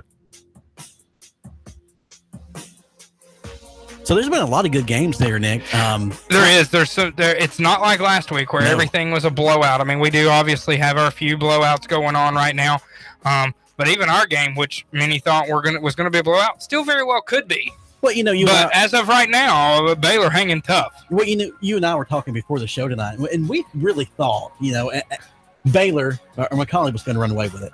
And I still think they can, and I still realistically think they're probably going to win by 2+ scores. But good on Baylor for the fight. Right. Coach Massey's got those boys ready to play. Like I said, most of the blowouts are actually in the state of Georgia tonight. Tennessee games are actually pretty good. If you have any updates on any of these games, if you want to keep us up to date, you can tweet them at me at Nick LeFew. So that's at capital Nick, capital Leffew at Nick LeFew. You can also you can comment on our Facebook page at NoogaRadio 927 FM, or you can message me on Facebook as well at Nick LeFew, Nick Leffew. I'll be happy to get those updates up, obviously, for the 5th quarter show as well. So if you have any updates for any games around the area, just let us know, and we'll get those updates as we continue. Or if you're old-fashioned and you like to use the telephone, the studio number here is 800-8949. 800-8949. Especially in the 5th quarter show, we would love for you to call in and give us some updates. I just was thinking, they're more than welcome to call in on the studio line if they would like during the game. You won't be on the air. But if you call in during the 5th quarter show, you'll be on the air. This is true. It's a perk. And we got the dump button ready, so don't think you can cuss. I want to use that dump button on you sometimes. Rocket surgery. I want to use the dump button on myself sometimes, except I just don't know how to use it. I just sit in the corner over here and just do my little thing. So as we go back to Keon and Sam, what's your predictions for the rest of this game? I'm interested to see exactly what Baylor can come out in the second half. We know throughout the year they do not come out and play well in the 3rd quarter. The 3rd quarter is their worst quarter. So it's going to be interesting for me to see exactly, what they do. If you were Baylor and you're the coach of Baylor, what would you tell your boys? Keep fighting. We've got ourselves in a great position. We feel pretty good about where we are. Just execute, and we have a chance to win this ball game. Nobody thought we had a chance except for the people that are in this room. Let's go. Let's fight, and the big thing is carry the fight to your opponent for 60 minutes. Although in this case in high school it's 48 minutes. You got 24 more minutes to go. Let's do it. And if you're McCallie, what do you say? Keep doing it. Again, I think it's the same message because it's just such a rivalry game. You just keep your head on a swivel if you're McCallie. Don't let anything, keep your emotions down. You have everything to lose right now. Just play your game. You're going to win. Okay. Well, it's good advice, Coach Nick. Hey, I still got a little bit of that left. Now, don't forget tomorrow, Breakfast Blitz, 8 o'clock. That's me. That's you. And friends. That's you. I got to step out a second. You got this for just a minute. Oh, thank you, sir. You're welcome. Anyways, join us tomorrow morning, Breakfast Blitz right here on NoogaRadio 92.7 FM. Nick LeFew and friends, where we break down sports and sports period. For 2 hours, you get us. We'll update you the best we can from tonight's games all the way over to hockey and baseball and whatever else we can find. Then after that, join us 10 o'clock for We've Got You Covered Radio with Scott Schrader. Scott's got a special guest tomorrow doing the show for him. It's going to be Jared from Schedule Butler, and that's going to be an excellent show to hear tomorrow. And then after that, at 12 o'clock, we have Mortgage Sense with Kevin, one of our new shows here at NoogaRadio, which we're thrilled to have. It's a great show. So we have a fun Saturday tomorrow. And then we're also going to be live at the Wings Over North Georgia Air Show, and we're going to be broadcasting live there. Mike is going to be out there in the game, and we'll bring you updates from that as well. If you still want to go out there, tickets are available. WingsOverNorthGeorgia.com is the website to pick those up at. So if you still want to go to the air show, it was a fun event. I was out there today with Mike, and it was media day, and we saw a lot of great shows. It's kind of a pre-show where they do all the practicing. So they'd love to have you out there. Would love you guys to listen to us till all day tomorrow, and just always keep it tuned here to NoogaRadio. We're going to kick it back to Sam and Keon here in just a minute, live. I'm back, though. Oh, you're back? Yeah, look at me. Look, it takes just a minute sometimes. Sometimes you gotta take care of some things. Do we have any more scores? Oh, no, I was going to kick it back to Keon and Sam. Oh, I guess I could have listened to what you were saying. You could have. No, I didn't. All right, NoogaRadio 927 FM. This is the halftime show. We're going to take it back to them in just a minute. Stay tuned. Listen to that. That's the sound of power and the call of the open road. That's the sound of the newly designed 2019 Indian Chieftain Limited. Yeah, Indian. It's more than a bike. It's an experience and an American icon. The place to find it, Indian Motorcycle of Chattanooga, along with their entire new 2019 line. The open road is calling. Answer the call. Go to Indian Motorcycle of Chattanooga. Just look for the sign on 153 and Amnicola. Indian Motorcycle, the true American original. Cash, cash, cash, and more cash. Get 8.1% return on your money. Rick Davis can turn your cash into real money. Gold and silver bullion. American Eagle Gold. The banks give you a measly 1.9%. At Rick Davis Gold and Diamonds, you'll get 8.1% return on your money. 8.1% return on your money. Wow! Whether you're buying an ounce or 100 ounces, Rick guarantees it in writing. 8.1% Rick Davis Gold and Diamonds. Brainerd Road, Chattanooga. It's that time of year again. For the 7th year, Wings Over North Georgia Air Show will be Saturday, October the 13th, and Sunday, October the 14th. You'll see some of our government's finest assets flying in the world today. The rarely seen Air Combat F-22 Raptor demo team and the A-10 Warthog will both headline the show, along with Tora, which is the reenactment of Pearl Harbor to include pyrotechnics. Patty Wagstaff and Michael Goulian, both world aerobatic champions, will be showing off their amazing skills, along with numerous other aviation rock stars. On the ground, you'll be able to experience military static displays and even have an opportunity to ride in a Huey or Cobra helicopter. Wings Over North Georgia is an action-packed way to spend a weekend with your family. You can even camp on the grounds. The Richard B. Russell Regional Airport is the place for all the action on October the 13th and the 14th. For tickets and camping reservations, visit wingsovernorthgeorgia.com.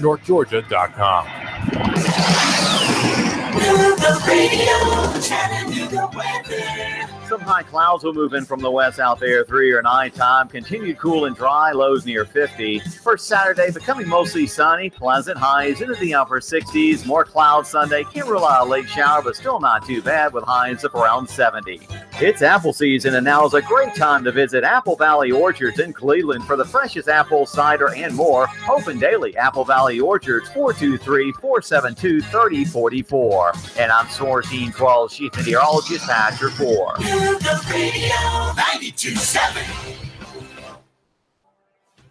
Welcome back to the studio here at NoogaRadio 92.7 FM. I'm Nick LeFew. I just wanted to get back, before we get back to Sam and Keon for the call of the second half, a couple of updates here. Whitwell in our other game of the week. Whitwell takes a 14-6 lead over South Pittsburgh with about 3 minutes remaining before half. That's a 23-yard touchdown run for Hudson Petty. Also an update, not a score update, but Brainerd head coach Tyrus Ward was ejected during halftime for arguing with the officials as he was running off the field. So he'll be suspended next week. We're going to go ahead and kick it back out to Sam and Keon for the call of the second half for the AMCO Transmission game of the week between Baylor and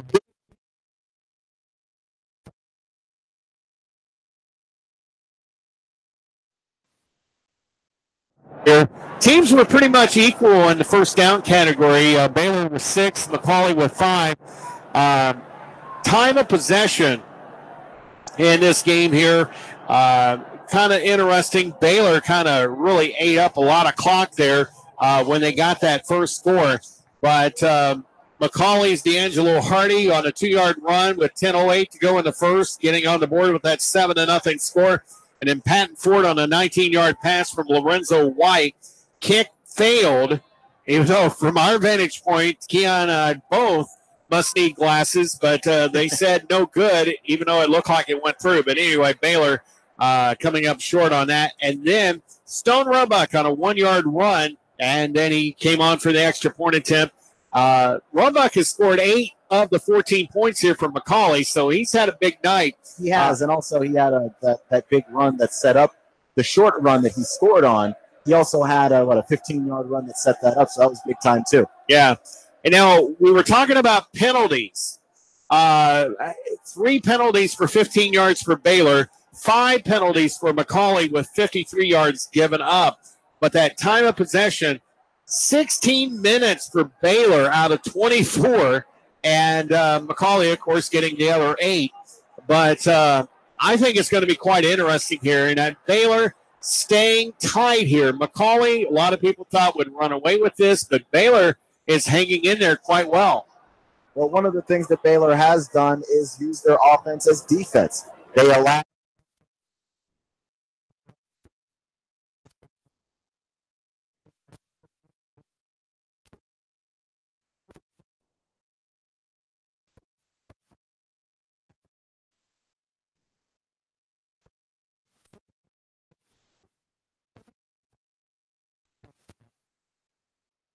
keeping it out of D'Angelo Hardy's hands, which is about what you want to do. Yeah.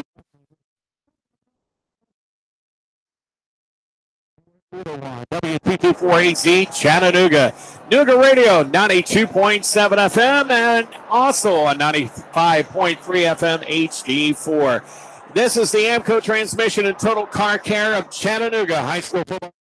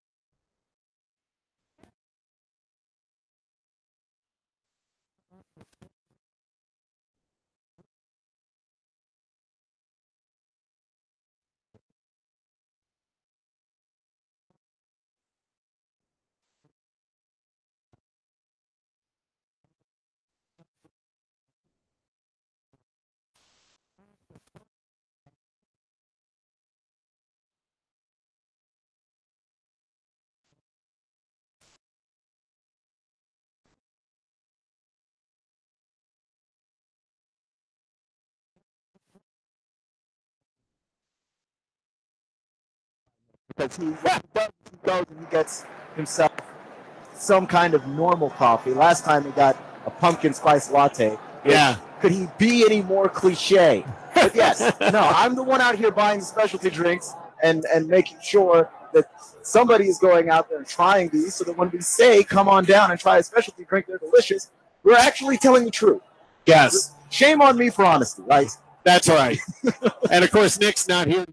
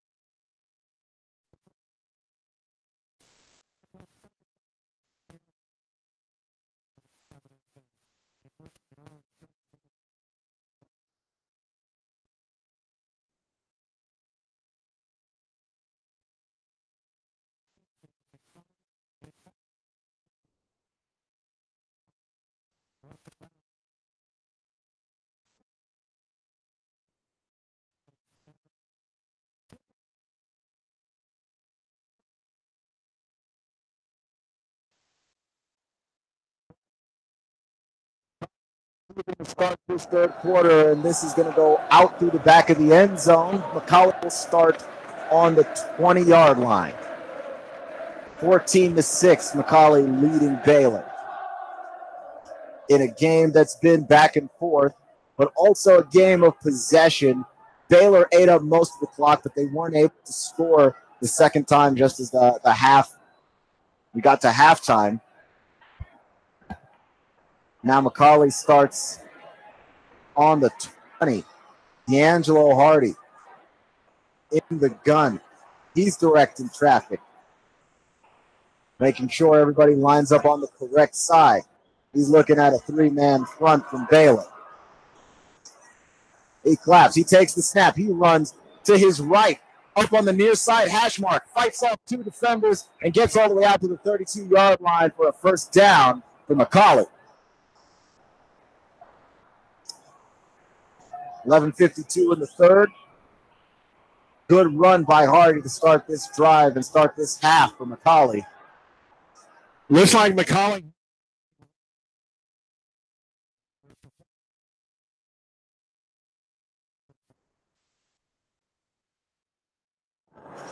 Two wide receivers. He's got a tight end and a back beside him. Takes the snap, fakes the handoff, keeps it, runs to his right, up along the sideline, 40, 45, 50, 45, 35. He scampers, he fights off one tackler and gets pushed out of bounds at the 15-yard line. Riley.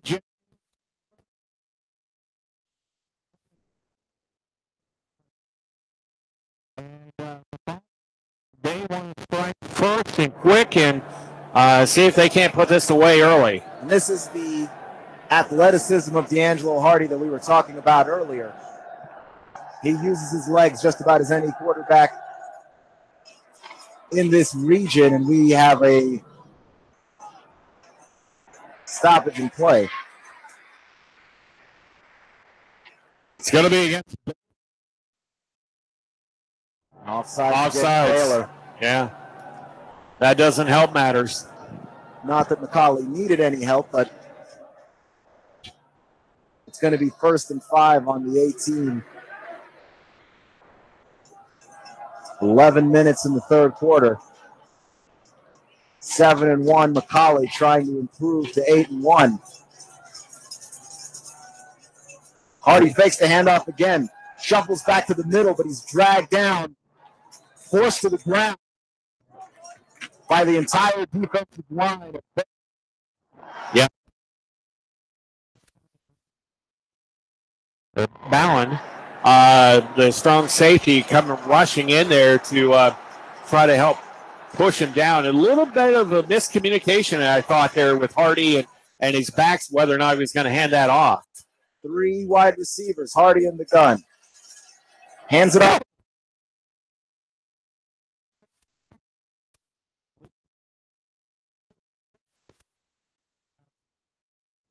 I mean,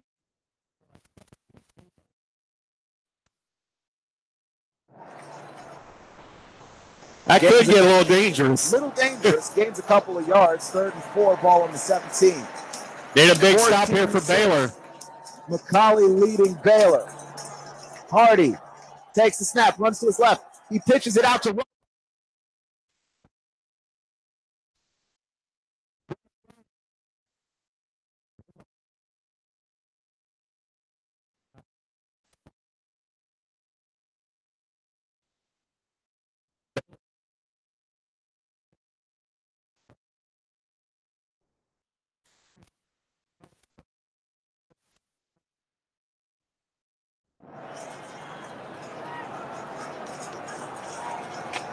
Hugh.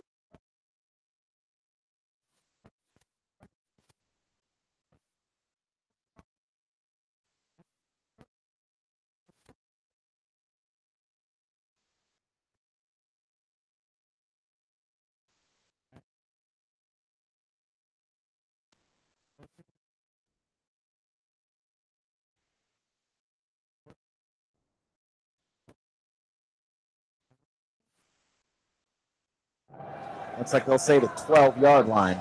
Well, that's what.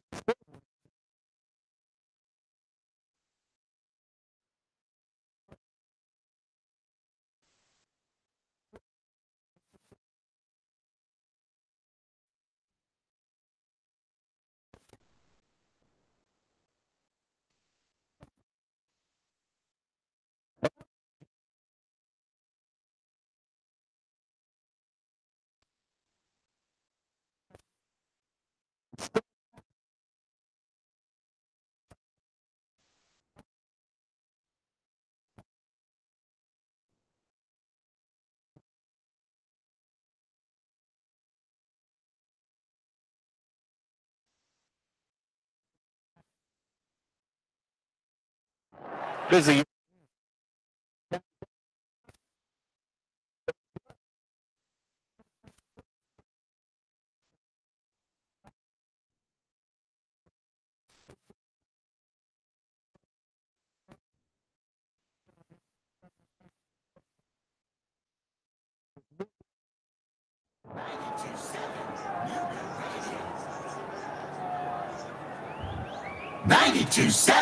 NoogaRadio. Listen to that. That's the sound of power and the call of the open road. That's the sound of the newly designed 2019 Indian Chieftain Limited. Yeah, Indian. It's more than a bike. It's an experience and an American icon. The place to find it, Indian Motorcycle of Chattanooga, along with their entire new 2019 line. The open road is calling. Answer the call. Go to Indian Motorcycle of Chattanooga. Just look for the sign on 153 and Nicola. Indian Motorcycle, the true American original. 8:51 showing on the clock here in the third quarter, and McCallie extending that lead to 21-6. Do you think that might have been the straw that broke the camel's back with McCallie getting a score key on? Not quite. If Baylor is able to respond, then we still have a ball game. And it's up to Baylor and their offense what they're able to pull off. Don't forget to join, I was about to say Keon, Nick and Jason, sorry guys, with the Chattanooga State Community College fifth quarter show coming up after the game. They'll give you all the scores and highlights from around the region. A lot of interesting games going on tonight, and kind of a few surprises. 14-6 last score with Whitwell leading South Pittsburgh. That's kind of interesting, and hopefully we'll be able to get that for you. But Keon, take it away. McCallie kicking left to right, kicking to Baylor, another shallow kick. McCallie testing that middle of the special teams area for Baylor. 21-6, 8:45 in the third, as the Red Raider offense takes the field at the 40-yard line. Or check that, 36-yard line. Beautiful night here in McCallie. I'm telling you what, it seems like all Chattanooga's here. I mean, there's hardly any room on the track now, especially down that south end. And, of course, there's no seats anywhere on either side available as well. Standing room only. 1st and 10, ball on the 36 here in the third quarter. Martin in the gun. Martin can't find the low snap. It landed right next to his foot, and he wasn't able to scoop it up in time. That was a big loss there of at least 5. Yeah, at least 5, maybe 8 yards. No, they're going to say a loss of 4 on that, so it'll be 2nd and 14. Yeah, the snap was incredibly low. Martin was expecting to take it and run. I mean, he was looking on both sides of his feet there, and it's like he couldn't find it quick enough. But was able to get on it quickly before McCallie was able to come in there and scoop it up. 2nd and 15 from the 31-yard line. Baylor, they've been playing conservatively all night, but Lorenzo White is back at quarterback under the gun. 3 wide receivers. White keeps it. Not able to get nope. Wow! Breaks a tackle and breaks 2 tackles and falls forward, picking up 5 yards. Trey Taylor finally getting him brought down. I'm telling you what, he was just exploding right up that middle there, finding that little gut area that he could squeeze in and trying to get some of the yardage back that they lost on the missed snap earlier. But right now it's 3rd and 8. And McCallie had Lorenzo White dead to rights, and he somehow found a way to pick up 7 yards on that run. 7:22 in the third, 21-6. 3rd and 8.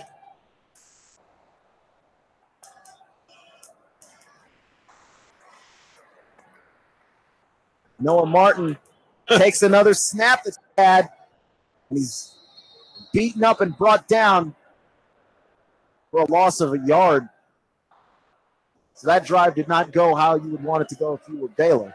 Wyatt Sandridge listed as the center for Baylor. He's a sophomore, but evidently having some struggles here for Baylor, and it's setting up a 4th and 11 now, and punting away will be Baylor. And if you're Baylor, the way that McCallie ripped up the field and scored, that 3 and out is your worst nightmare as they punt right to left. the ball gliding to the 25-yard line. Fair catch called. And that's where the McCallie offense will start here halfway through the third quarter. Yeah, I mean, nice punt there by Baylor. And, you know, I'm really surprised that McCallie did try to just take off. I mean, they're playing a little conservative here and you know, trying to buy as much time as they can here against Baylor. Ball on the 25, 1st and 10, 6:28 in the third. Hardy in the gun.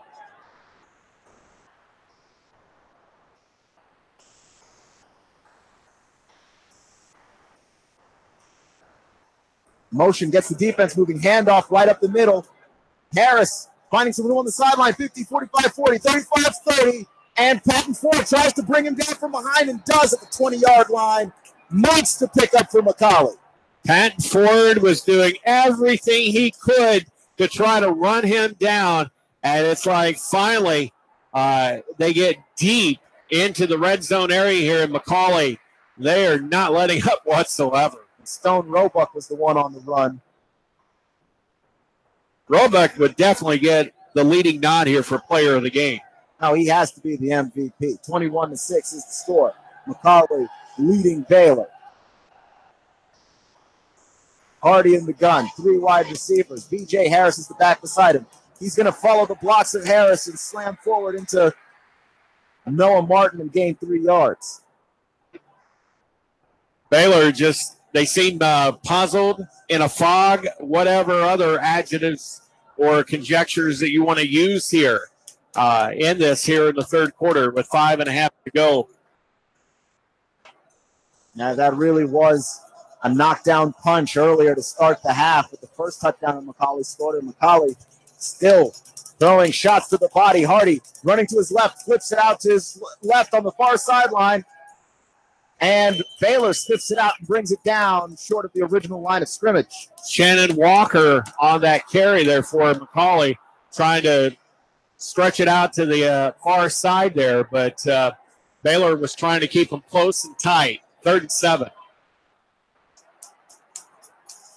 McCallie remaining aggressive. 3rd and 7, ball on the 14. Hardy in the gun, 3 wide receivers. Motion in the backfield. And Hardy hands it off to Roebuck. And Roebuck pushes forward. And is brought down after picking up 4 or 5 yards, and we've got a flag. Yeah, it looked like it was a little bit of a hold there on Baylor. But we'll find out here in just a moment. Keon prior to the start of the second half, Roebuck, 4 carries for 48 yards, 1 TD. And it looks like, you know, he's just going to have another outstanding night. Might be able to get 100 yards here. Oh, no doubt. He has been playing as though he was aware that there was some kind of MVP award for this game. And you really have to hand it to him. He's ripped off a lot of big runs, and he's made a lot of plays both in special teams and on the offensive side of the ball. Well, it looks like McCallie is going to get pushed back a little bit. And another big penalty here, another 15-yarder. They're going to bring it back to the 31 in Baylor territory. So from the 14 back to the 31. Might help Baylor out here. They were close to giving up another touchdown, and they might have some room to defend. 21-6, 3rd and 2, or check that. It's 3rd and 7 before. It might be 3rd and 12 now. Yeah. Hardy throwing back to his left. The bubble screen. And picking up all of that extra yardage. Looks like he got down to around the 17, maybe 16-yard line. Roughly. Another flag on the play, though. And this might also go against McCallie. Yeah, Baylor's pass defense really hasn't been that great here when McCallie has went into that passing routine there. But well, McCallie's throwing a lot of screens, so what they do is they run the ball so much that Baylor falls for their rushes, and then they screen it out. Hardy throwing to the end zone, and the pass is broken up. That was a big 4th down and 11 play there, and for whatever reason, Baylor was able to keep that prevent defense going here, and it's going to be a turnover or downs here. So both sides have experienced that turnover or downs here in the second half, and kudos to Baylor not giving up one bit. Cornerback Moore Vaughn, he was the one who got tested on the outside, and he broke up that pass to keep Baylor and their chances of winning this game very much alive. Lorenzo White is in the gun. He's got 3 wide receivers. Valp is in the backfield with him. And a blitz looks like it's coming from McCallie. White picks up the low snap. And his body slammed to the turf for the loss of 1 yard. There's a late flag. 2 flags. The mouth game is probably going to be taking over here. Baylor's showing a little frustration, but McCallie's been giving it too.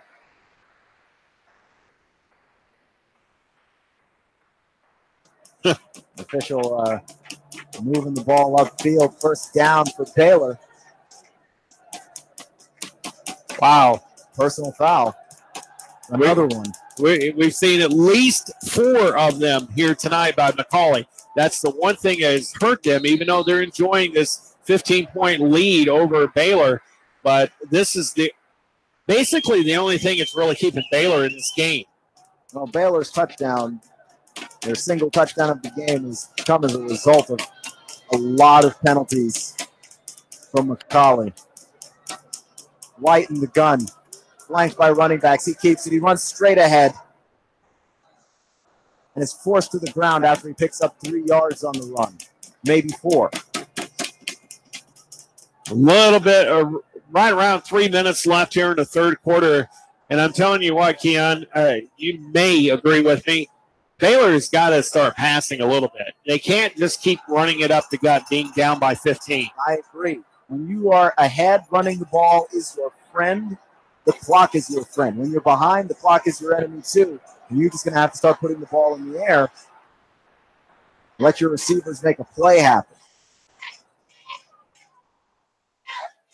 Stoltz in the gun. Hands it off to Noah Martin. Martin. He exploded up. Grinding forward. Maybe a 1st down pickup. He's going to be real close. I think he's probably about 6 inches shy. It is real close. Definitely, they're going to say 3rd and 1. 3rd and 1, maybe even half of 1. 2 minutes to go. Stoltz in the gun. And offsides again. McCallie. They were showing blitz there, and it's like the long delay in the call there drew him offsides there. That was that right defensive end for McCallie. And it looks like Gray Taylor. Just a little bit antsy there, Keon. I think it might have been 2 of them. I know Taylor jumped, but I also saw Dane Beard jump and try and get back. 1:46 in the third, 21-6 is the score. 1st and 10, ball on the 50, right at midfield. Gabriel Stoltz in the gun. Flanked by 2 other backs, and he hands it off to Valpus and Santry. Valpus fights his way forward along the far side hash mark for a gain of 5 yards. That looked like a rugby scrum.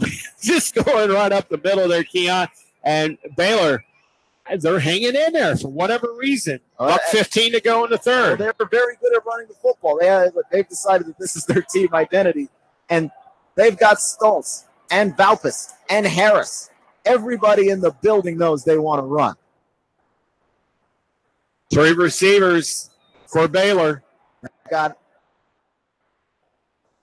Stoltz in the gun again. He hands it off to Valpus. The ball's popped free. I don't know whether they got it back or not. Looks like they did, but that was a little precarious there for Baylor. Got very fortunate. Right tackle Daniel Oliver landed on top of it after it came free. That was about to be a nightmare for Baylor. trying to fight their way back into this game as we get closer and closer to the fourth quarter, and their time of possession just increasing as the game goes on. About a 5-second differential here from the game clock and the play clock here with about 14 seconds to go on the play clock. Definitely got to run this one. 3rd and 6, Stoltz in the gun. Hands it off to Valpus. Valpus pushing and then is knocked backwards after gaining 2, maybe 3 yards on the run. And that's going to wrap things up here for the third quarter. Our score is McCallie 21, Baylor 6. We'll be back in just a moment for the final 12 minutes of this contest here on NoogaRadio 92.7 FM. Thank you, Sam. We are back here in the studio. Me, Nick LeFew, and I about called myself Jason Kirk. And Jason Kirk getting here in the studio with me. You don't look like me. Yeah, you know. Soddy Daisy has taken the lead over Ray County in the third quarter, up 17-4. In the fourth quarter, up 17-14. Also, Red Bank leads Brainerd 28-6 at the end of the half.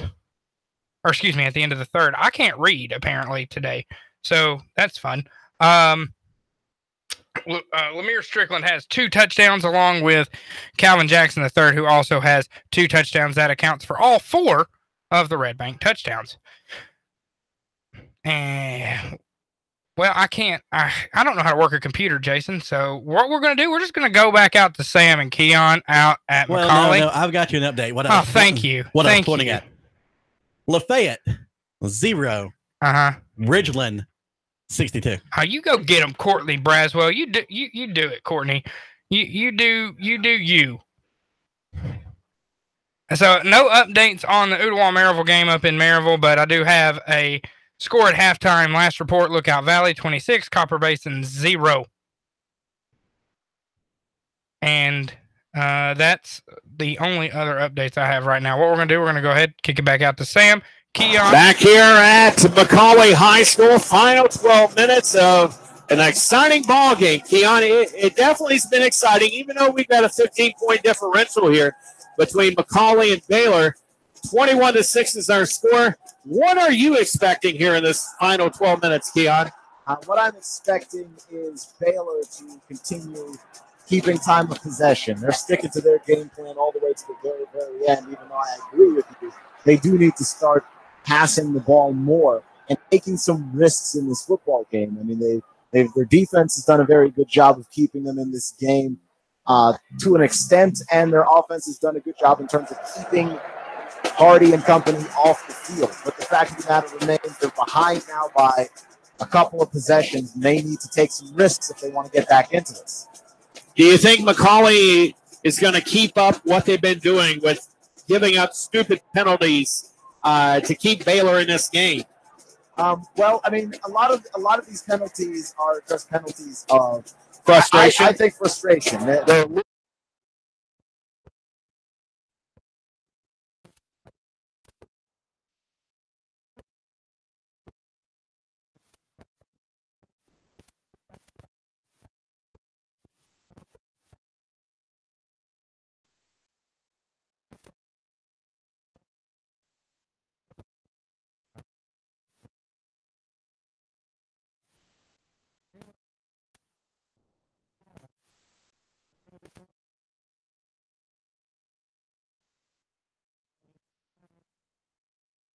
12 minutes of the contest here. And let's see here what Baylor can do to keep this momentum going. The time management, they have really done well. Phil Massey and assistant coach DeCosimo really making it interesting, to say the least.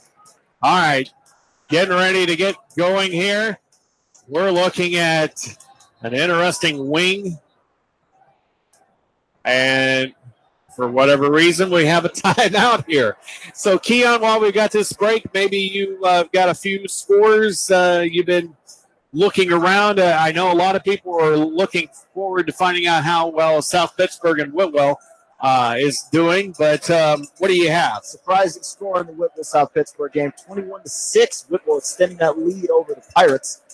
So that's going to be a lot of the talk of the town there. I don't think anyone saw that one coming. That score is the same as this score. Yeah. Also around the region, William Blunt, 25-15 over McMinn County. Anderson County stomping all over Chattanooga Central, 48-7. Red Bank on top of Brainerd, 28-6. Soddy Daisy leading Ray County, 17-14, in what was a surprisingly interesting game. Yeah. Silverdale Baptist pushing around Boyd Buchanan, 35-0. And Howard, the Hustling Tigers, 28-7 on top of the Hickson Wildcats. Not the Howard Tech Hustling Tigers. They're just Howard. They're just Howard. That's an inside joke. Make sure you join us on Thursday nights for the Gridiron Gang Show, live from Starbucks at 10 North on the North Shore. And then, of course, with one-on-one personal training, countdown kickoff every Friday night beginning at 7:05. Back in action here. Baylor with the football. They are at the 45-yard line of McCallie. Baylor on the sweep and driving and getting the first down. And, well, he was down but evidently not touched and was able to get a little bit extra. And they're going to spot the ball, it looks like, around the 36-yard line. Wow. No. He was going down. The ball bounced free. I thought his knees were down first, but they're going to say that he wasn't down and that, in fact, he fumbled it before he was down, and McCallie comes up with a turnover. Wow. McCallie getting a huge break here. Baylor, that may have pretty much sealed the deal here. You can see some of the players frustrated on the Baylor sideline. One player just kicked a helmet. They knew that was their chance. And they pretty much blew it. I mean, they were in McCallie territory and had that first down, and then the ball gets out. All right, McCallie with the ball. Quarterback is D'Angelo Hardy. He's had a good game.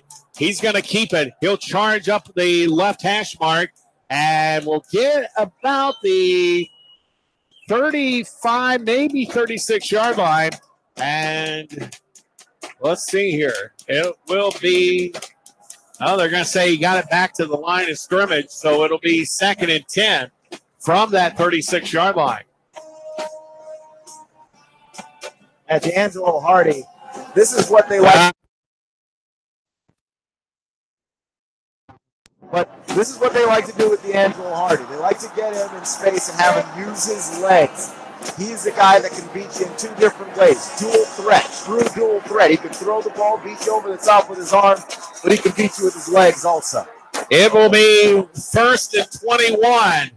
Hardy looking to pass out on the top side. Flags flying everywhere.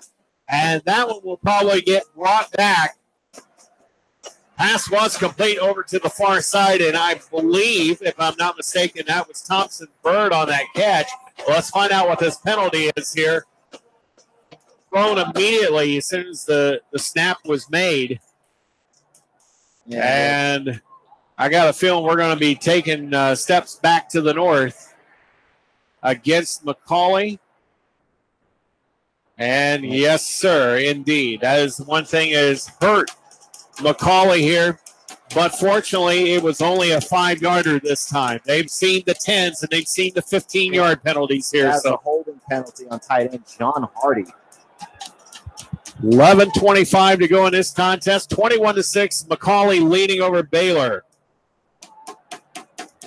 But as we've said throughout the game, McCallie has hurt themselves with penalties at the most inopportune times. 1st and 27 now from the 19. Going back, Hardy's looking to pass. Going deep up the middle. Almost intercepted by Baylor. And number 3, Pat Ford. He probably had more of a chance of getting that ball than the receiver there for Baylor, or for McCallie rather. So it'll be 2nd and 27. Yeah, he was ahead of the receiver there as the DB on the play, and it was well defended to the point where the receiver actually tackled him just in case he caught the ball. Hardy's got a somewhat of a decent arm there. I mean, he's good for about 40 yards on a pass play. Let's see if they can do it again here, trying to keep Baylor on their toes. Takes the snap, going back, looking. He's going to slip up into the pocket to the top side. Finally throws it down. Intercepted by Baylor at midfield. And it was fumbled, picked up by Noah Martin. Baylor. Martin taking it back up to the 25, and it's going to be first down for the Baylor Red Raiders. What did we tell you at the beginning of this game? One of the key playmakers on this Baylor defense, free safety Riley Jenny, over the top, intercepts it. He fumbles it. Now Martin scoops it up and picks up 20 more yards. He wanted to share it. He wanted to share in that big play there. 10:50 to go here in the ball game. 21-6. McCallie leading over Baylor. I'll tell you what, Baylor's finding every reason to make this an interesting game, and we're going to see a timeout here by the officials. I don't see a flag out on the field, but there's a conference going on at midfield with 2 or 3 officials. Wonder what this could be. We'll figure that out soon enough, because this is just how officiating works. The Zebras gather together, and we just stand here and wait. But when you look at Baylor's offense, they weren't able to get it done the last time they had the ball. And what happens? You go out there and you tell your defense, stand up and make a play. Well, the referee's coming over to talk to Phil Massey on the sidelines to let him know what is going on, and they'll eventually make the indication here, I think, in just a moment. It is an official timeout. Ball right now is at the 27-yard line. One of the other officials went over to tell Ralph Potter what was going on. Now the officials are all getting back together at around the 30-yard line, and both teams are coming over to their respective, well, at least Baylor is, over to the sideline. And another confab here between the referee and Coach Massey.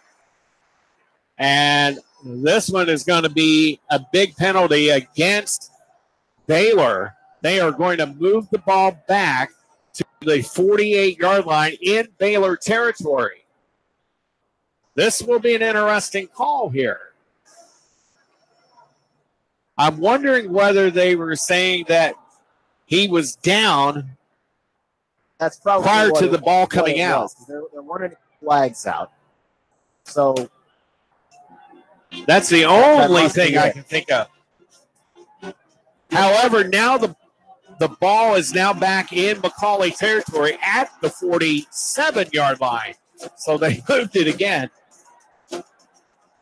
But it's still 1st and 10 from the McCallie 47-yard line. 10:50 to go in this contest. McCallie leading 21-6 with Baylor. Has kind of flipped the light switch here. Let's see what they can do. Lorenzo White takes the snap underneath center, and he tries to get it up the middle. In fact, he did a quick handoff there at the very last moment. Might have gotten a yard on that play. And it'll be second. Actually, they're going to give him 2. 2nd and 8 from the 45, Keon.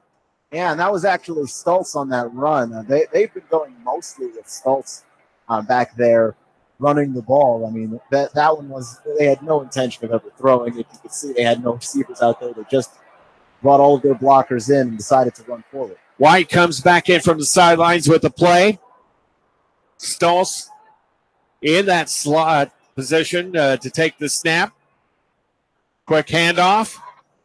Trying to roll on the right side up the right hash marks. He will get to about the 43-yard line.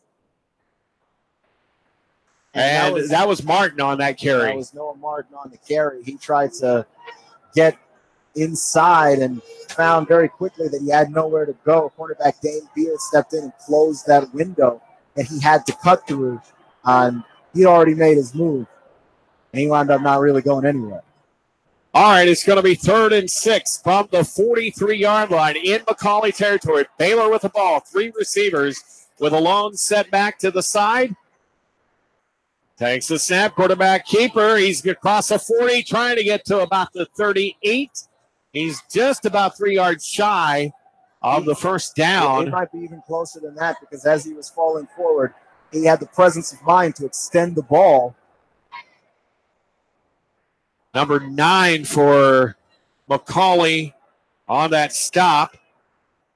And that would be Jalen Wiley. He's a senior on the McCallie squad, getting that stop. It's going to be 4th and 1. That's how close it is. And it might even be a long one at that, Keon. 8:48 showing on the clock here in the fourth quarter. 21-6, McCallie over Baylor. Baylor driving right now. Takes a snap.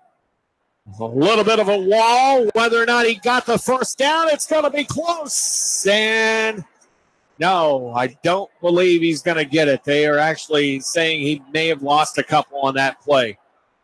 And Noah Martin ran up the middle and thought he was going to find himself a hole. Instead, he ran into nose tackle Cam Stewart. And Cam Stewart shut the door faster than anything you've ever seen in your life.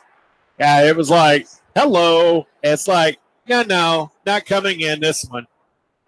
So it's going to be a change of possession. It's going to be McCallie ball, 1st and 10 from their own 38-yard line. I tell you what, there's no one that's left this stadium, even from the Baylor side, even being down 15 points. But that was a drive that Baylor really needed there, Keon. I mean, the last 2 drives they really needed. Whether or not the defense here, especially in that secondary, can get another interception or pick up a fumble or something. But Baylor really scrambling here, trying to find a little bit of life left. Now, what's interesting, McCallie's taken a timeout here. It's the first of the second half.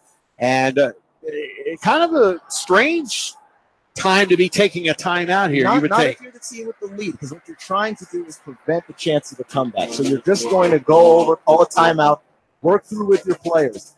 This is our goal here offensively in terms of moving the chains and trying to keep the clock rolling. You're trying to explain what you're trying.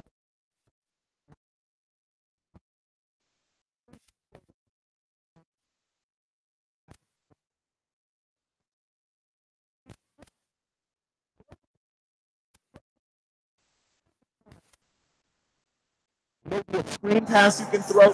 Maybe if you're not confident in deep throwing, you can throw a screen. Maybe you can throw a bubble screen, some kind of quick slant pass. They didn't try anything. Yeah.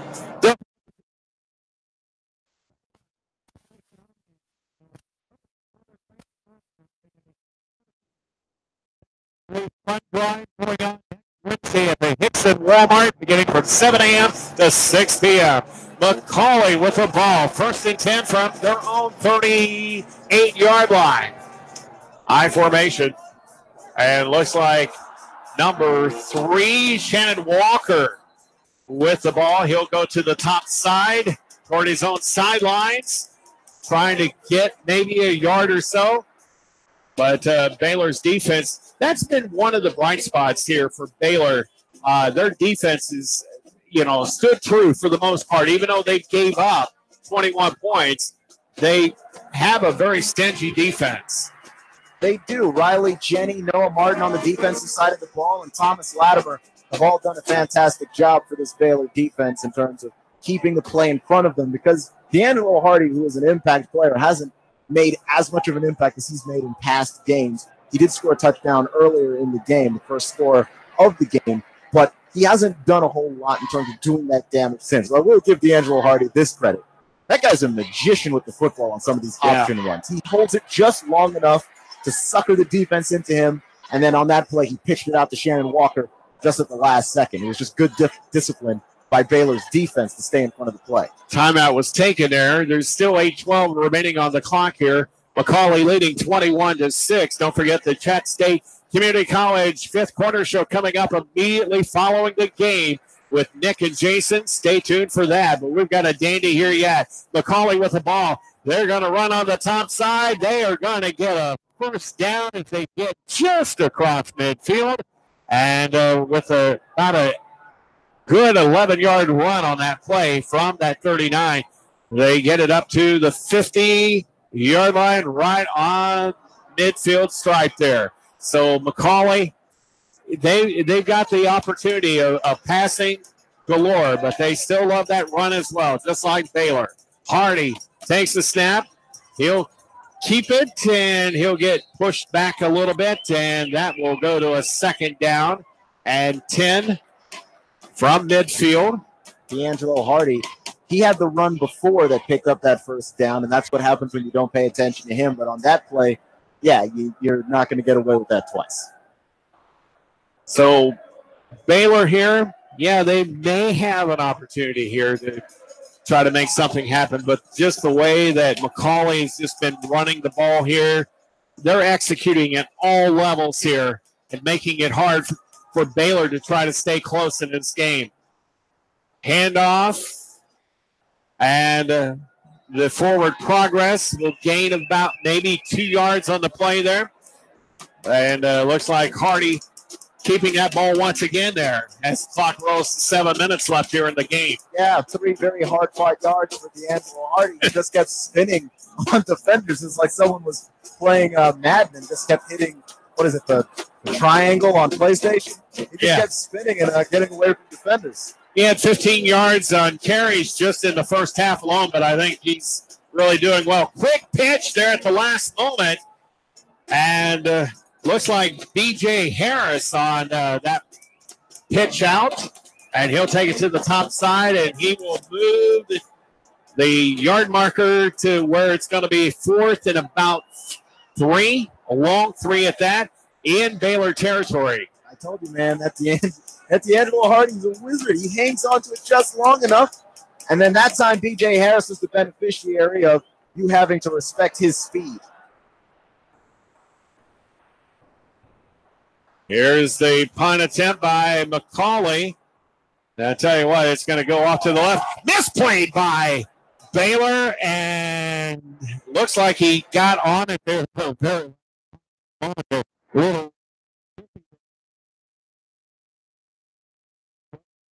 Trying to field it, he saw the ball in the air and he tried to catch it and he lost it in the lights, it looked like, and then it bounced off the turf and hit him. So he had to land on it, and he did a good job of keeping that from being another turnover against Baylor. 5:55 remaining in the contest, 21-6 in favor of McCallie over Baylor in the biggest game in Chattanooga in all football season, no matter what season. 84th meeting between these two teams. And McCallie, as expected, they've been the stronger team here over the last several years. And Baylor over on the sidelines there. There's a confab going on around the 15-yard line by the men in stripes. And Baylor getting called for face mask, which is one of the few penalties that Baylor has had tonight, but it's a big penalty, and it will take the ball all the way back to the 7-yard line. And I will say this about the difference between McCallie's penalties and Baylor's penalties. McCallie certainly has had more penalties, but the timing for Baylor's penalties have been so much worse for what it is that they're trying to do. Yeah.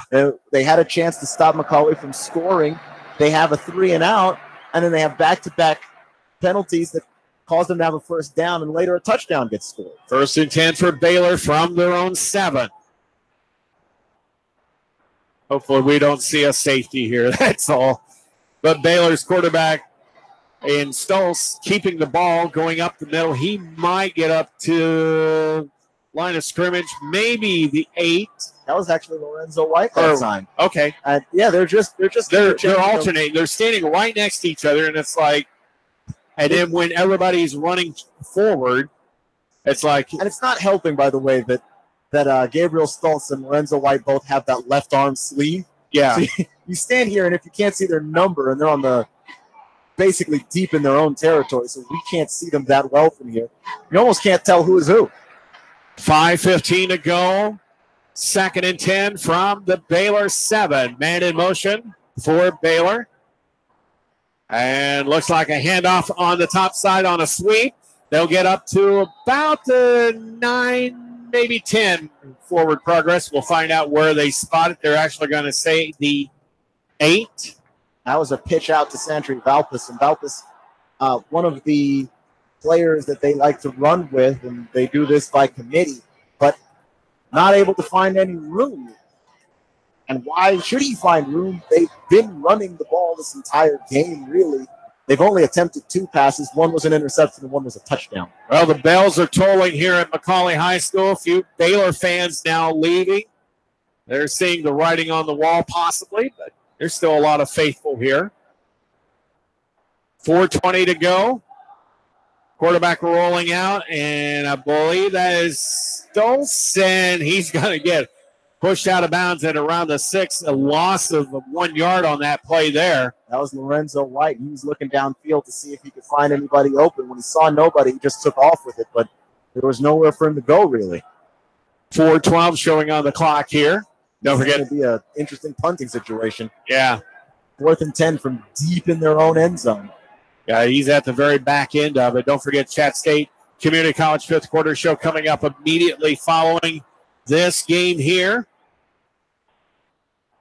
Punt is up. It's going to come down at around the 40. Looked like it bounced off one of the Baylor players' calf, and finally is going to be spotted with the progress at the 44-yard line in Baylor territory. So not a whole lot of hope here remaining for Baylor.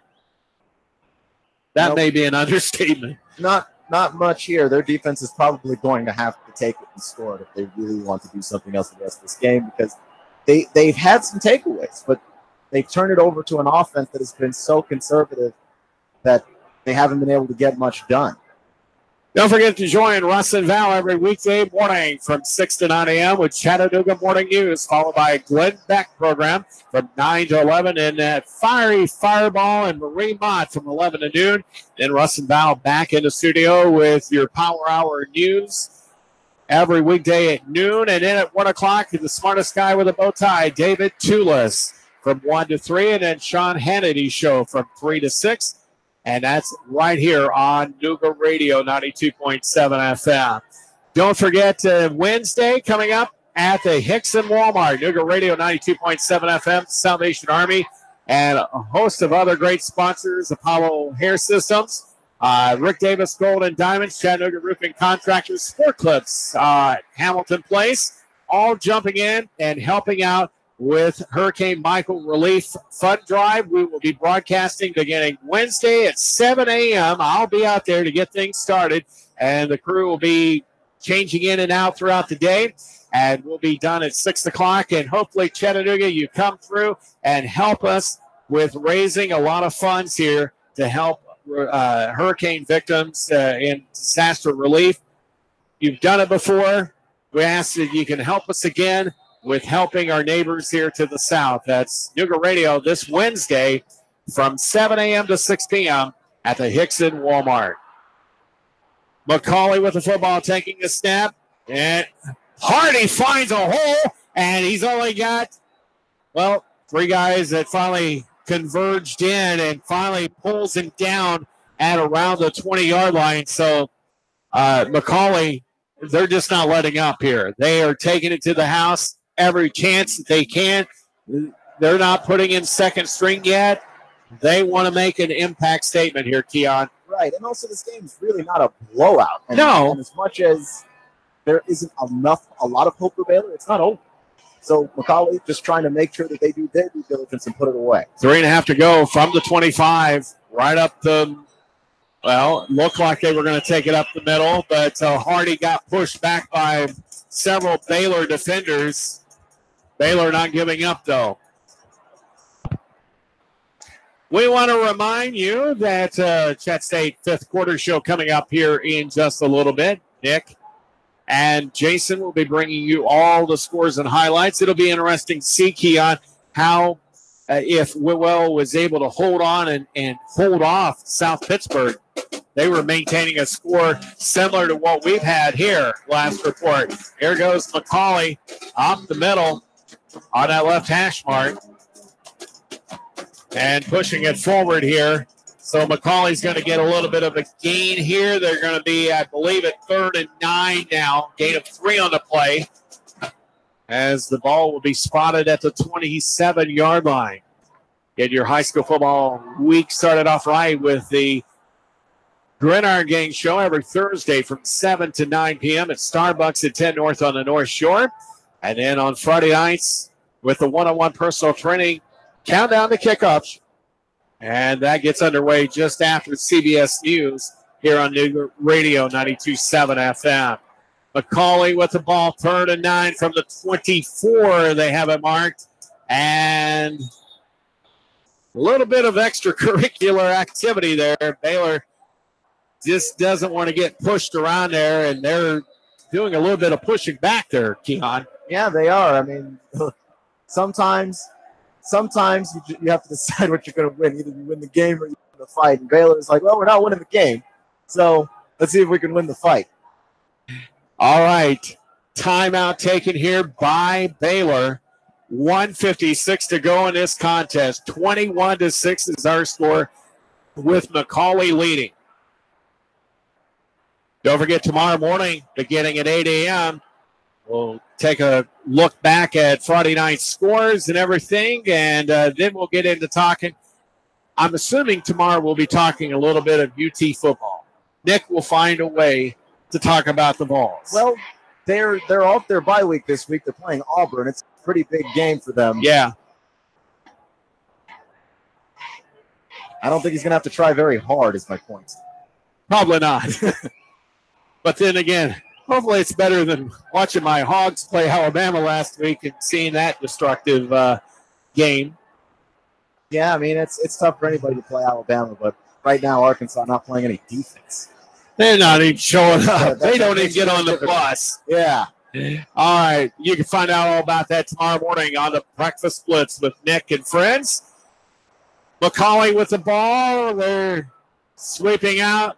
Hardy's had an outstanding game, and McCallie just running it here. They get, I believe, up to about the 15-yard line, and looks like it's going to be, well, let's see where they do actually spot that. They're going to put it, right at the 14-yard line, 1st and 10. So McCallie's got another opportunity here with that additional first down by the Blue Tornado, Keon. Yeah, that's a good throw, good play design to move the chains for McCallie. Just under 90 seconds remaining. Whether McCallie can get another score, we'll soon find out here. Underneath center is Hardy. And in motion for the Blue Tornado, taking it right up the middle. Hand off to Stone Roebuck. And he's not going to find any room. Baylor's not going to allow anything up the middle, but I think it's a smart decision to just keep running the football and to burn the clock and get out of here. Just under a minute left here, still 21-6, but McCallie threatening here with another potential score. And am I seeing laundry on the field, or is that a shoe? That's a towel. A towel, all right. So it is laundry, but not from the officials. Yes. Evidently from one of the Baylor players, and they'll run that off the field real quick. And sounds like the McCallie alma mater being played here as we're down to 30 seconds left in the contest. No, it's actually Baylor playing there. Run up the middle, off to the side, and forward progress getting down to around the 10. But I think that's going to do it as we're down to 15 seconds. Clock rolling here. And, Keon, this has been an interesting contest here. And no blood for the most part between these two teams, but a lot of heart and determination by these two teams. It sure was, and I think that this is one of those games that shows you how much just a bounce the football one direction or another can really impact the game. 21-6 this game.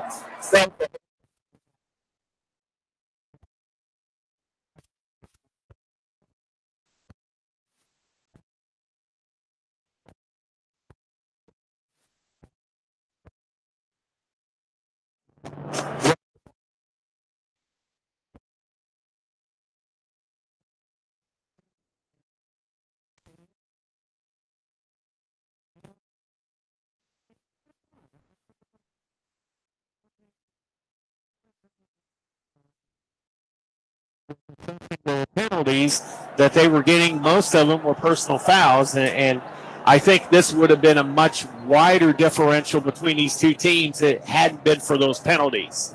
It's possible that Baylor may not have scored had it not been for those penalties. That's very true. Drive all the way was assisted by them, so I get that too. I wonder how it is that you go about fixing that, because I think that a lot of that is just a desire of the players to really go out there and show that they're on top of everything. They really want to go out there and impress those coaches. And some of those penalties just came from antsiness for just trying to get off the line quick.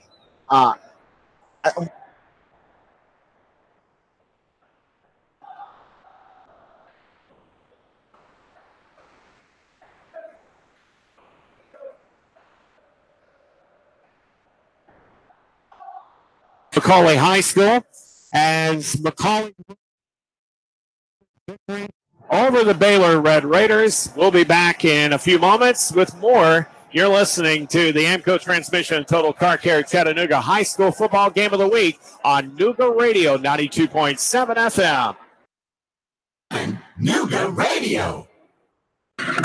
Listen to that. That's the sound of power and the call of the open road. That's the sound of the newly designed 2019 Indian Chieftain Limited. Yeah, Indian. It's more than a bike. It's an experience and an American icon. The place to find it, Indian Motorcycle of Chattanooga, along with their entire new 2019 line. The open road is calling. Answer the call. Go to Indian Motorcycle of Chattanooga. Just look for the sign on 153 and Amnicola. Indian Motorcycle, the true American original. Cash, cash, cash, and more cash. Get 8.1% return on your money. Rick Davis can turn your cash into real money. Gold and silver bullion. American Eagle Gold. The banks give you a measly 1.9%. At Rick Davis Gold and Diamonds, you'll get 8.1% return on your money. 8.1% return on your money. Wow! Whether you're buying an ounce or 100 ounces, Rick guarantees it in writing. 8.1% Rick Davis Gold and Diamonds. Freighter Road, Chattanooga.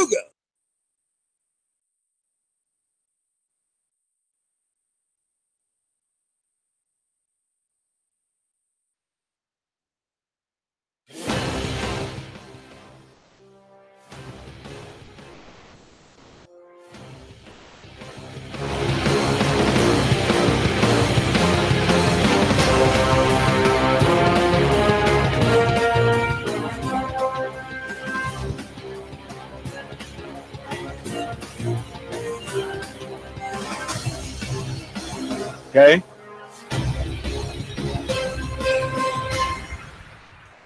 Back here at McCallie High School, the AMCO Transmission Total Car Care of Chattanooga High School Football Game of the Week.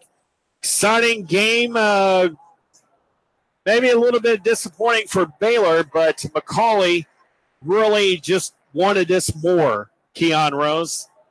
I don't know about that. I think it came down to one team was just better than the other team. But I think Baylor wanted it just as bad as McCallie did. They're just not as good. And that's just sort of the state of where things are. One team is now 3-6. The other team is now 8-1. And that's for a reason. But I will say that with Baylor, I do think that they left some plays out on the field. I don't think that they did everything that they could have done to win this game. They got too conservative very early. It was working early on. But once that deficit grew, I thought they should have opened up the playbook and they should have started throwing more. I know they had some passing plays for Lorenzo White that he either got sacked on one where he didn't even get the pass off, and the other one he ended up taking off and gaining maybe 3 yards. But the fact still remains that maybe okay, so the passes that develop deep aren't open for you. Maybe have some short passes in there. Have some bubble screens. McCallie was doing it. D'Angelo Hardy had some bubble screens. He had some swing screens out there that he could have to get himself going, to get that momentum. And then once he had that, he had the confidence to take some shots downfield. So I think this is a game of just McCallie, personnel-wise, better than Baylor, but I do think that Baylor left some plays out on the field. Yeah. I mean, it kind of reminds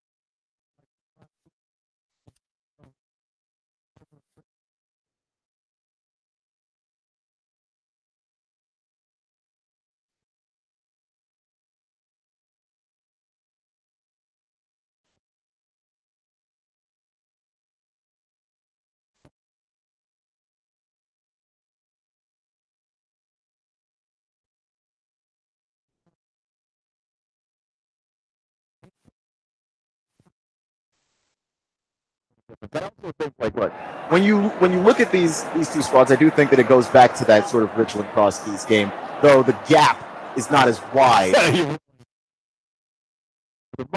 Better game, quite frankly. Yeah. But yeah, I do think that you see the passing game work from time to time. Lorenzo White threw one heck of a ball in the back corner of the end zone to Patton Ford, And I thought, well, this is it. Now we're going to start to see things open up, and we never really saw it. 20.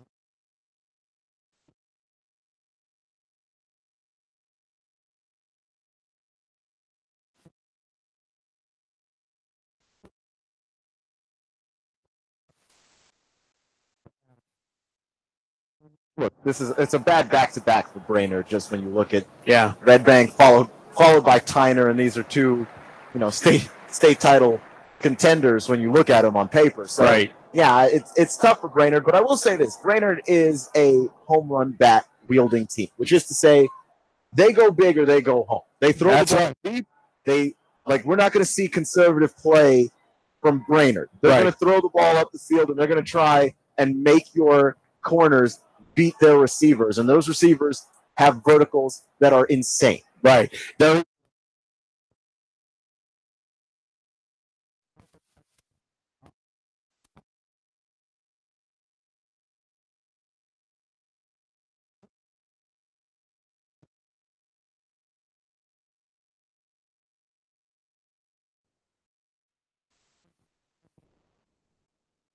We appreciate you throwing it back there as nicely as you did.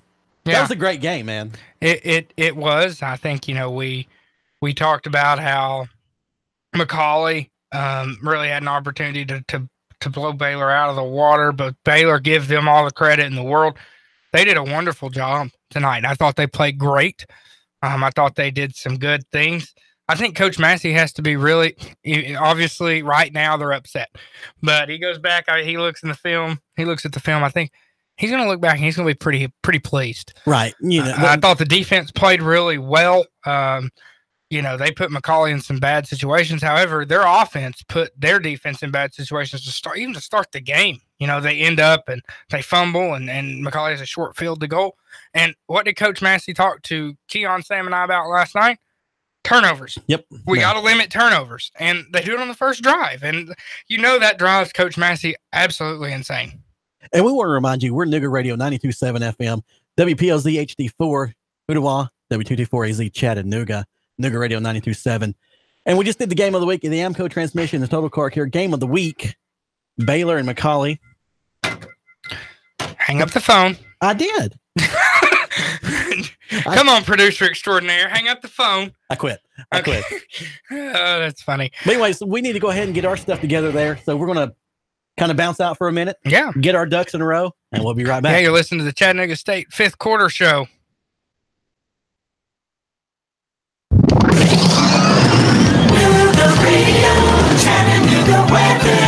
Some high clouds will move in from the west out there through your nighttime. Continued cool and dry, lows near 50. First Saturday becoming mostly sunny, pleasant highs into the upper 60s. More clouds Sunday. Can't rule out a late shower, but still not too bad with highs of around 70. It's apple season, and now is a great time to visit Apple Valley Orchards in Cleveland for the freshest apple cider and more. Open daily. Apple Valley Orchards, 423-472-3044. And I'm Source Dean 12, Chief Meteorologist at your 4. Chattanooga Morning News with Russ and Val. Weekdays from 6 to 9 a.m. on NoogaRadio 92.7 FM. 3, 2, 1. Chattanooga Radio. Digital FM 95.3 HD4. 92.7 FM's news now. Cops say a man led them on a high-speed car chase in which 3 cop cars got damaged down Jersey Pike. They tried to stop Jerome Brown in a felony stop, but he kept on going. Brown's accused in a robbery from back in August where the victim said that he held up a fake police badge, announced himself as the cops, and then proceeded to rob him. Hundreds of Hamilton County residents stormed the Highway 58 Volunteer Fire Department to express their distaste at the idea of a sewage plant to be placed at Man Gap Road. People shouted and booed the WWTA director. Another meeting set to be held later in October. A home was decimated by a blaze on Rock Bluff Road at the Hidden Harbor subdivision. WDEF reports 2 men and an elderly woman were inside the building when it first started, but they managed to get out. Firefighters say the roof collapsed and the building became unstable. Fire investigators working to find the cause. Russell Stroud, NoogaRadio News Talk 92.7 Action News now.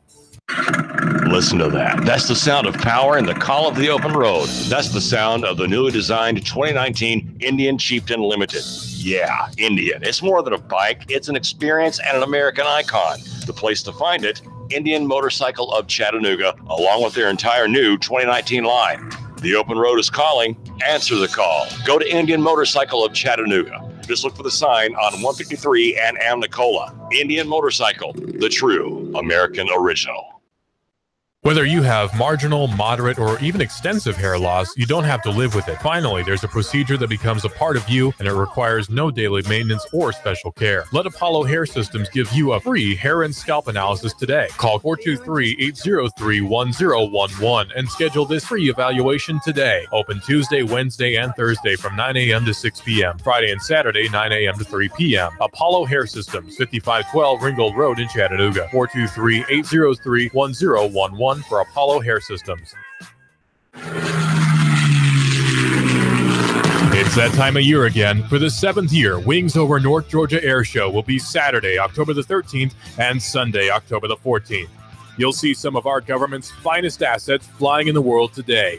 The rarely seen Air Combat F-22 Raptor demo team and the A-10 Warthog will both headline the show, along with Tora, which is the reenactment of Pearl Harbor to include pyrotechnics. Patty Wagstaff and Michael Goulian, both world aerobatic champions, will be showing off their amazing skills, along with numerous other aviation rock stars. On the ground, you'll be able to experience military static displays and even have an opportunity to ride in a Huey or Cobra helicopter. Wings Over North Georgia is an action-packed way to spend a weekend with your family. You can even camp on the grounds. The Richard B. Russell Regional Airport is the place for all the action on October the 13th and the 14th. For tickets and camping reservations, visit wingsovernorthgeorgia.com. Chattanooga State brings you Dinner of Firsts, presented by First Tennessee and Morning Point. The event will be a roast of community leader David Wade, who's a first-generation college graduate, and will be held at the Chattanooga Hotel on Thursday, November 29th. Proceeds of the event fund scholarships for first-generation students. Those roasting David include Todd Crawford, Joe Ferguson, Richard Rogers, Steve Rogers, Justin Wade, and Aaron Webb. For more information about dinner firsts, visit chattanoogastate.edu/DOF. Sean Hannity, weekday afternoons from 3 to 6 p.m. on Nooga Radio 92.7 FM. Nooga Radio 92.7. You're listening to the Fifth Quarter Show on Nooga Radio 92.7 FM.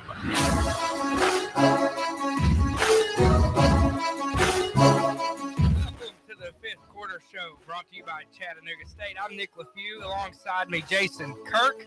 We got some football to talk about tonight, Jason. Man dealt me. And that the Whitwell and South Pittsburgh game has. Did I do it wrong? No, you didn't. I'm proud. Okay. The Whitwell and South Pittsburgh game has been absolutely phenomenal. And I wish I was there right now. And I know you got some great updates. Yeah, let's first off, shouts out to Stephen Hargis and Heath Thacker for doing a wonderful job keeping us updated on this game. First off, let's set the scene. Whitwell has lost to South Pittsburgh 28 straight times. This is an opportunity for the Region 3 1A title tonight for Whitwell and for South Pittsburgh. We're going to start in the first quarter. It was a slow start to the game, but with about 49 seconds left in the first quarter, Whitwell takes the first lead of the game with a 1-yard touchdown run by last week's Times Free Press player of the game, Hudson Petty. 1-yard touchdown. Evan Nunley, extra point. Good to go. Braden Sanders then later, early on in the second quarter, with 11:07 remaining, Braden Sanders of South Pittsburgh scores a 17-yard touchdown on a pass. Extra point, no good. Whitwell still leads 7-6. Again, that's with 11 minutes remaining in the first half. This is where Whitwell takes over. 22-yard touchdown run for Hudson Petty. You heard that. That's 2 for Hudson Petty in the first half. It's 14-6. Whitwell, South Pittsburgh over South Pittsburgh with 3:26 left in the second quarter. We come out in the second half. Whitwell again. Warner Ashworth, 73-yard touchdown run. Extra point by Evan Nunley. Good, 21-6. Whitwell leads South Pittsburgh with 11:39 left in the third. We're going to move forward again. Warner Ashworth, another touchdown. This is a 43-yard touchdown pass to Tanner Stewart. Extra point, no good. Whitwell, at that point, with 3:32 remaining in the third, led South Pittsburgh 27-6. Sanders, Braylon Sanders, touchdown pass to Wisnant, who is the wide receiver one of the wide receivers for South Pittsburgh. Scores a touchdown just at the very beginning of the fourth quarter. That makes it 27-12 South Pittsburgh. Whitwell over South Pittsburgh. And then at that point, Hudson Petty scores his third touchdown on a 47-yard run. 34-12. And that's where we stand right now. Last update, with under 10 minutes remaining in the fourth quarter, it looks like Whitwell, 1, is going to snap that really long losing streak to South Pittsburgh, and 2, put themselves in the best possible shape to win that region title. Now, won't this give them home field? It sure will. Okay. And that sets them up really well. This happens. This is final. When this goes final, first thing I'm going to do is I'm going to text Heath, and I'm going to get him on the show next week, because this is going to be something we're going to have to talk about. It's going to be awesome. We're going to get Heath. As long as he can, I'm going to get Heath on the Gridiron game next week, because this is going to be something that we can talk about. But I did want to kind of set the whole scene of the night with that game, because other than Baylor McCallie, that's it right there this weekend, and that is the one. But Jason, we'll go ahead. We'll take some turns. We're going to start in Georgia. Jason, hit me with some scores. Hit me with one, and I'll hit you with one in a minute. All right, Lafayette and Ridgeland. And we thought this was going to be the game of the week for Georgia. Whoops. Was we wrong? Ridgeland, a very good game, at least score-wise. For Ridgeland, good game. Good, right? Good game. Pat him on the button. Let's go. Yeah. 69-7. Lafayette. Great score. Finally scored at the end. Yeah. So we're going to stay in Georgia. Harrison County defeats North Murray 24-22. That is a final. Sprayberry 13, Dalton 21. That is a final. Darlington wins at home against Tryon 17-14. Another good game in North Georgia. Murphy 49, Hayesville 7. Calhoun destroys Murray County at home 56-0. Wow. Yeah, that was easy. Gilmer County 13, Heritage 51. Lakeview Fort Oglethorpe 41, Coahulla Creek 18. That is a final. That is a final. Christian Heritage and Bowden final 21-0 Christian Heritage.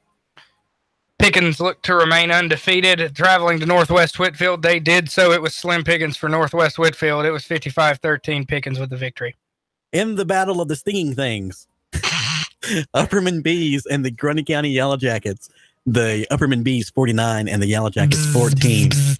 So it looks like the Bees stung the Yellow Jackets on that one. Sequatchie County with a mild upset over York Institute on the road, 30-27. That one is final at York Institute.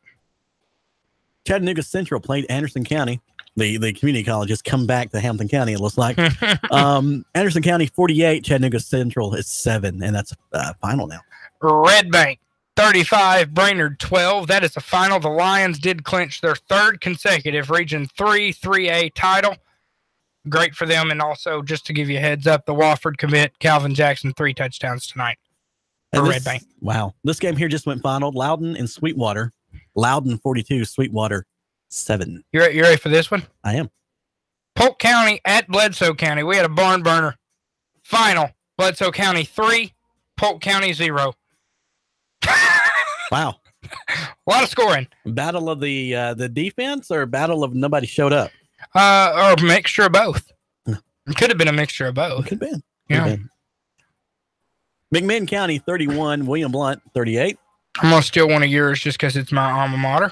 Oh, thank you for saying William Blunt instead of Blount. Well, you take your alma mater and I'll take my 2 favorite teams. Okay. Soddy Daisy comes from behind. They were trailing 14-3 at half. Soddy Daisy beats Ray County at home 17-14 for playoff position. The battle of the last place bowl. The Pillow fight? the pillow fight, yes, sir. Copper Basin and Lookout Valley. Lookout Valley 45, Copper Basin 12. I mean, the good news is for Lookout Valley, though, is that if it's a pillow fight, they have some good pillows, at least. They're using some good pillows. Yeah, because I don't believe there's that many pillows out in Copper Basin that they sleep with, like, I don't know what. Some rough kids. Yeah. They sleep in those tents and hammocks and their doors open. Yeah. I'm going to hit you with Tyner taking over Tellico Plains. Whew. Tyner at home 45, or I'm dyslexic apparently, 54-7 over Tellico Plains. Well, that does make a difference. That does. It's like a 9-point difference. Grace Christian Academy 7, Notre Dame 35. Ottawa, Maryville, up in Maryville. Maryville 42, Ottawa 0. Onada 0, Meigs County 35. And I want to, if Sam and Keon are listening on their way home, I'm pretty sure both of you picked Ottawa to beat Maryville. Guys, listen to the person who's lived here their whole life and also lived in Knoxville. I know these teams. Maryville ain't losing to Ottawa at home. Now, which game did I pick last night that you guys were going to roast me on? Is that I don't you picked Gilmer to beat Heritage. I did, didn't I? Yeah, that went well for you. Great. 51-13, I believe Heritage would that win. Hey, no, this isn't about me. This is not about me. Well, you made your pick, and I even announced it on the air. And then Look, I made my pick, and I'm going to lay by it.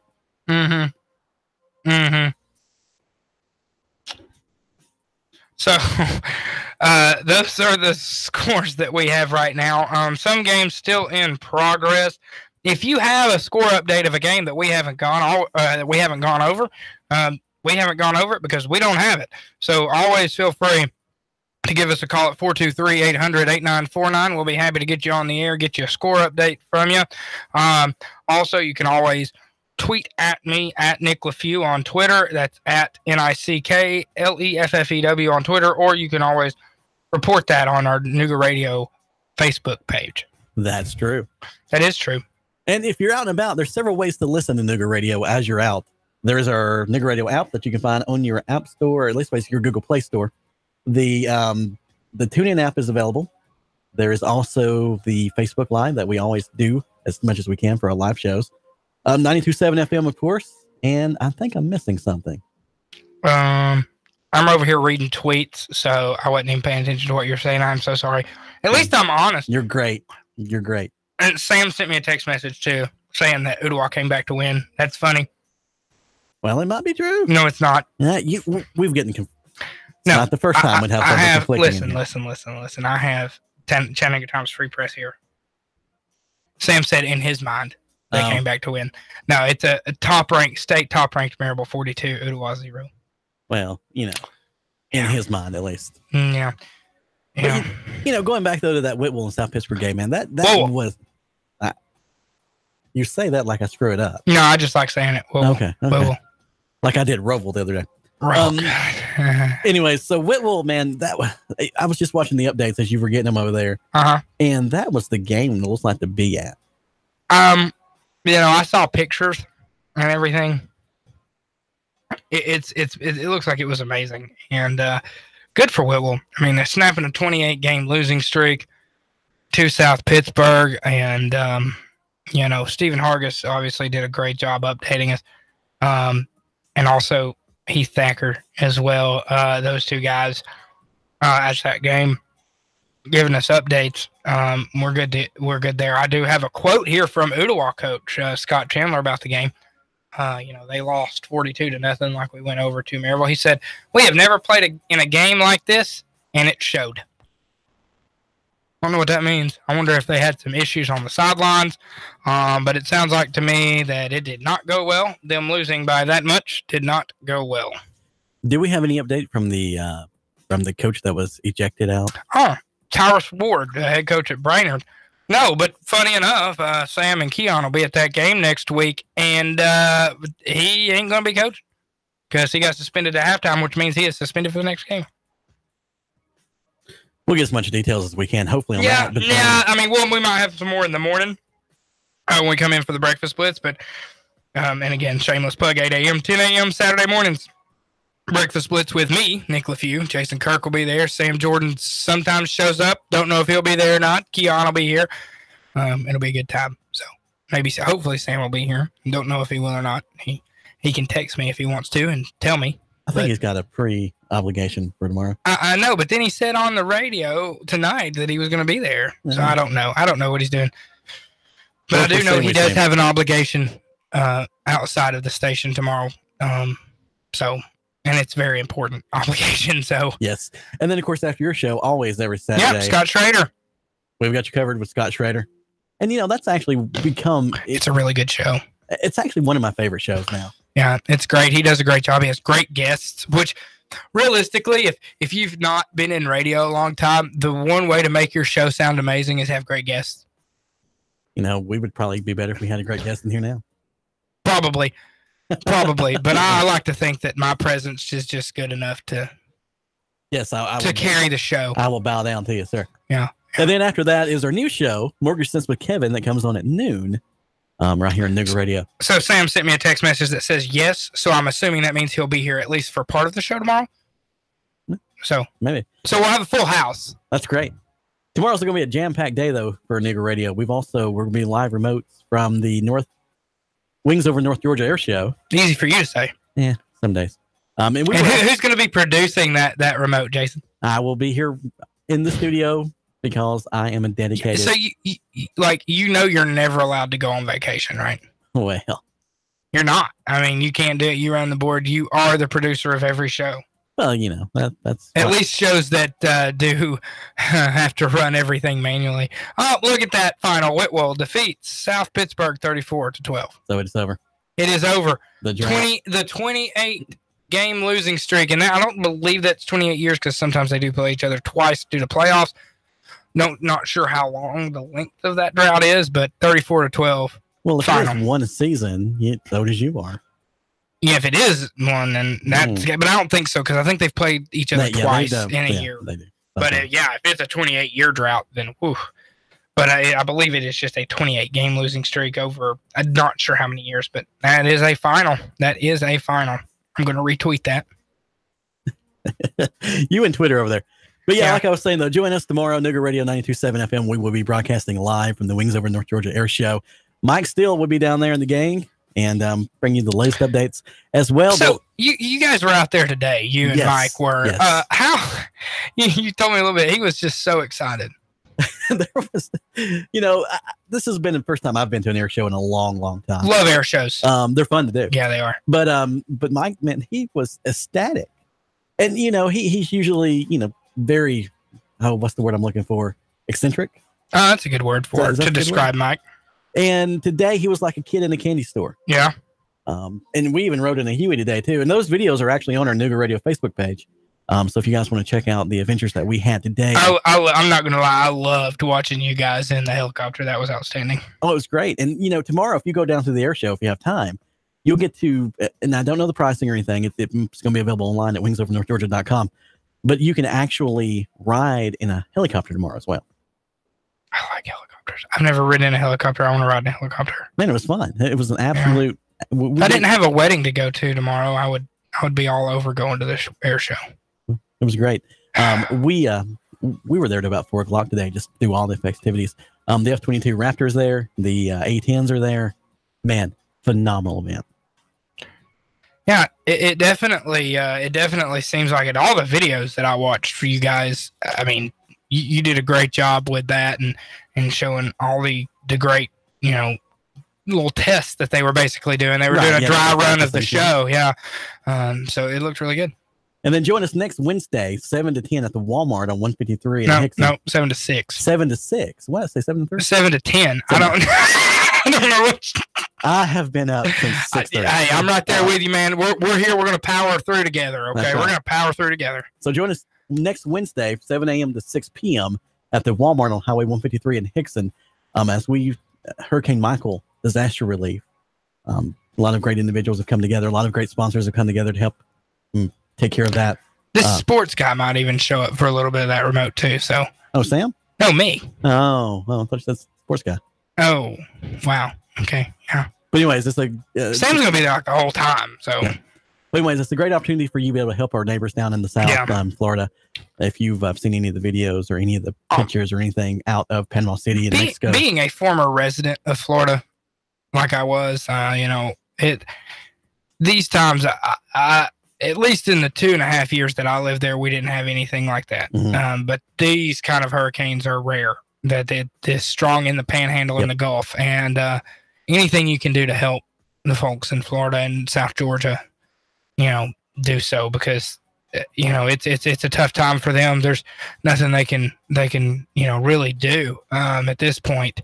Right now, I would say probably by mid next week they're going to be able to go back down there, but as of right now, it's too dangerous for them to even think about going back down there. With the weather clearing up, but just with the water everywhere and everything like that, it's too dangerous. Oh yeah, and it's that was a disaster point, and it got so bad so fast. Yep. Like it wasn't even like it was just all of a sudden, it's just it is what it is. And I've never seen one go from a category 1. It might not even been a hurricane and then like within the next 3 days it was a 4, almost a 5. Mm-hmm. If it was going a little bit slower, it would have been a 5 by the time it made landfall. Oh yeah, the hurricane hunters, the aircraft showed it was almost 2 or 3 mile an hour from being a 5. Yeah. So it's bad. So if you want to participate in that, please do. Would love to see you. Walmart, Highway 153 there in Hickson. We'll have kettles there for the Salvation Army. We're sending all, we're doing money donations. Anything that you need and want to do. Not ringing bells. Not ringing the bell. It's not Christmas. Not Christmas yet. But I love that. Can I give a shameless plug to the Salvation Army for a minute? Because that's one of my favorite things. When I go into a store like a mall or Walmart or whatever around Christmas, it's Christmas when the Salvation Army's out ringing the bells. That's right. It just makes me happy. And when the weather gets cold outside. And they're still ringing the bells. Oh, yeah, in the frigid. So it'll snow. They're out there ringing the bells. Mm-hmm. Reminds me of an episode of Friends where Phoebe gets in trouble for ringing the bell. And it was a great episode. Okay. Anyway, we're gonna digress. We'll move on away from pop culture and we're gonna talk high school. But no, like I said, we'd love to see you out there. And if you want to bring anything out, any non-perishable food out, please do. Please. Anything you can do that is non-perishable, albeit food, be it anything, whatever you can do, the Salvation Army will take it. They will take care of the people of the great state of Florida and the great state of Georgia. And, we're even accepting, like I said, monetary, the Salvation Army, And the Salvation Army will use it and put it in the right spots, too. Right. So they know what they're doing. So anyways, to recap, though, tonight, the AMCO Transmission and Total Car Care Center game of the week, Baylor McCallie. Stay on the road, not in the garage. That's right. Oh, you want me to give you the score? Yeah. Oh, okay. Well, the score for our game of the week, Baylor McCallie, it was 21. McCallie 6. Baylor, that is a final 21-6. McCallie defeats Baylor at home tonight. But yeah, it's that game ended up being a little bit closer than I thought it would be. Yes, it really was. Well, what we'll do, we'll reset. You're listening to the fifth quarter show here, brought to you by Chattanooga State here on NoogaRadio 927 FM. We're going to hit a quick break. We'll reset, and we will come back with some more score updates as more files and updates come in. Again, you're listening to the fifth quarter show, brought to you by Chattanooga State here on NoogaRadio 927 FM. 92.7 NoogaRadio. Listen to that. That's the sound of power and the call of the open road. That's the sound of the newly designed 2019 Indian Chieftain Limited. Yeah, Indian. It's more than a bike. It's an experience and an American icon. The place to find it, Indian Motorcycle of Chattanooga, along with their entire new 2019 line. The open road is calling. Answer the call. Go to Indian Motorcycle of Chattanooga. Just look for the sign on 153 and Amnicola. Indian Motorcycle, the true American original. Cash, cash, cash, and more cash. Get 8.1% return on your money. Rick Davis can turn your cash into real money. Gold and silver bullion. American Eagle Gold. The banks give you a measly 1.9%. At Rick Davis Gold and Diamonds, you'll get 8.1% return on your money. 8.1% return on your money. Wow! Whether you're buying an ounce or 100 ounces, Rick guarantees it in writing. 8.1% Rick Davis Gold and Diamonds. Brainerd Road, Chattanooga.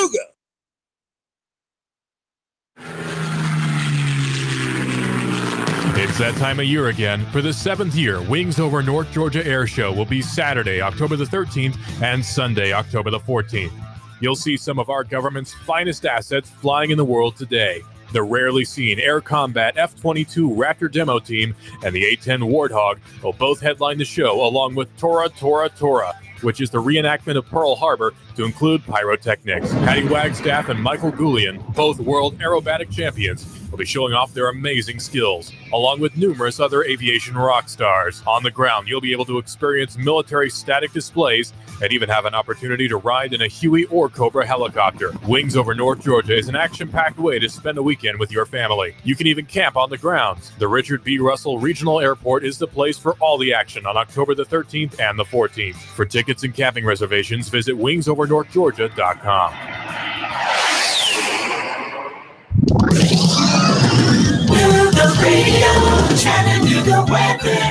Some high clouds will move in from the west out there 3 or 9 time. Continued cool and dry, lows near 50. First Saturday becoming mostly sunny, pleasant highs into the upper 60s. More clouds Sunday. Can't rule out a late shower, but still not too bad with highs of around 70.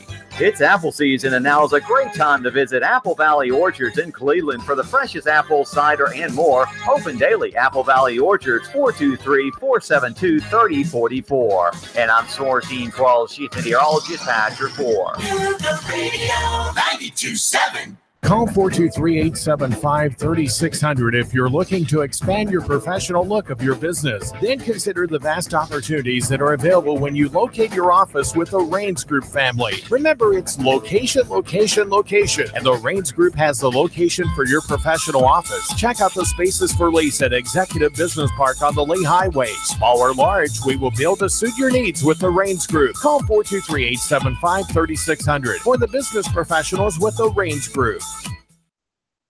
Hey, dude, check this out. Have you ever seen one so big? Whoa, look at the size of that. Look at this little itty-bitty one. Wow, that's really small. They have them big, small, and everything in between. You'll always find the biggest variety of knives at the knife shop at Frost Cutlery in Ottawa. We're talking about over 40 brands of knives, including Benchmade, W.R. Case & Sons, Booker, and all the Frost Cutlery brands. Now, Sam, you've been to the cutlery shop. Is it amazing? Spectacular. The knife shop shop at Frost Cutlery in Ottawa. They have knives, swords, kitchen knives, ammo, and reloading supplies, plus survival gear. It's the knife shop at Frost Cutlery, open 7 days a week. Hey, girls, you're going to love this. We're going to the knife shop. Hey, let's not tell them they have ammo and loading supplies. The knife shop at Frost Cutlery, open 7 days a week. You'll always find the biggest variety of knives. You're going to love the knife shop at Frost Cutlery in Ottawa. The knife shop. And tell them David Toulis sent you. Chattanooga State brings you Dinner of Firsts, presented by First Tennessee and Morning Point. The event will be a roast of community leader David Wade, who's a first-generation college graduate, and will be held at the Chattanooga Hotel on Thursday, November 29th. Proceeds of the event fund scholarships for first-generation students. Those roasting David include Todd Crawford, Joe Ferguson, Richard Rogers, Steve Rogers, Justin Wade, and Aaron Webb. For more information about Dinner of Firsts, visit chattanoogastate.edu/DOF. Oh my God. Turn it on and rip the knob off. You're listening to the radio 92.7. You're listening to the Fifth Quarter Show on NoogaRadio 92.7 FM. Welcome back to the Fifth Quarter Show, brought to you by Chattanooga State. I'm Nick LeFew, joined with Jason Kirk. Man. We always have a good time. We have an absolute blast in the studio. This is one of my favorite things. These Friday nights where we just hang out in the studio, and realistically, we got to eat. Well, I say we got the easy job. I got the easy job of realistically most of the night just sitting here, and then talk for about probably an hour and a half total. That's okay. Next week is all you, buddy. You know what? It's okay. If the station just completely doesn't do anything, then that's on me. Everybody can blame me. And if I'm not here the next Saturday, you know why. Well, it happens. It happened. So, Baylor McCallie game. It was our AMCO transmission. That was. Our game of the week. McCallie 21, Baylor 6. Yeah, and good on Baylor. I thought they played pretty well. I know they lose, and there's no such thing as a moral victory, but good job, Baylor.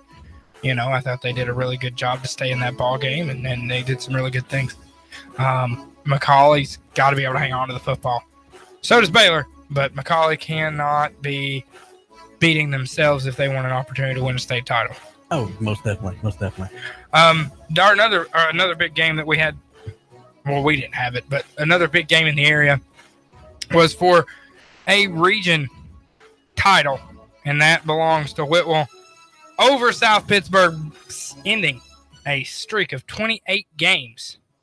34-12, Whitwell beats South Pittsburgh tonight. And again, that ends a 28-game losing streak. And that was basically kind of wrote it up for Whitwell as the Region 3 1A champions going into playoffs having home field advantage. So big for Whitwell.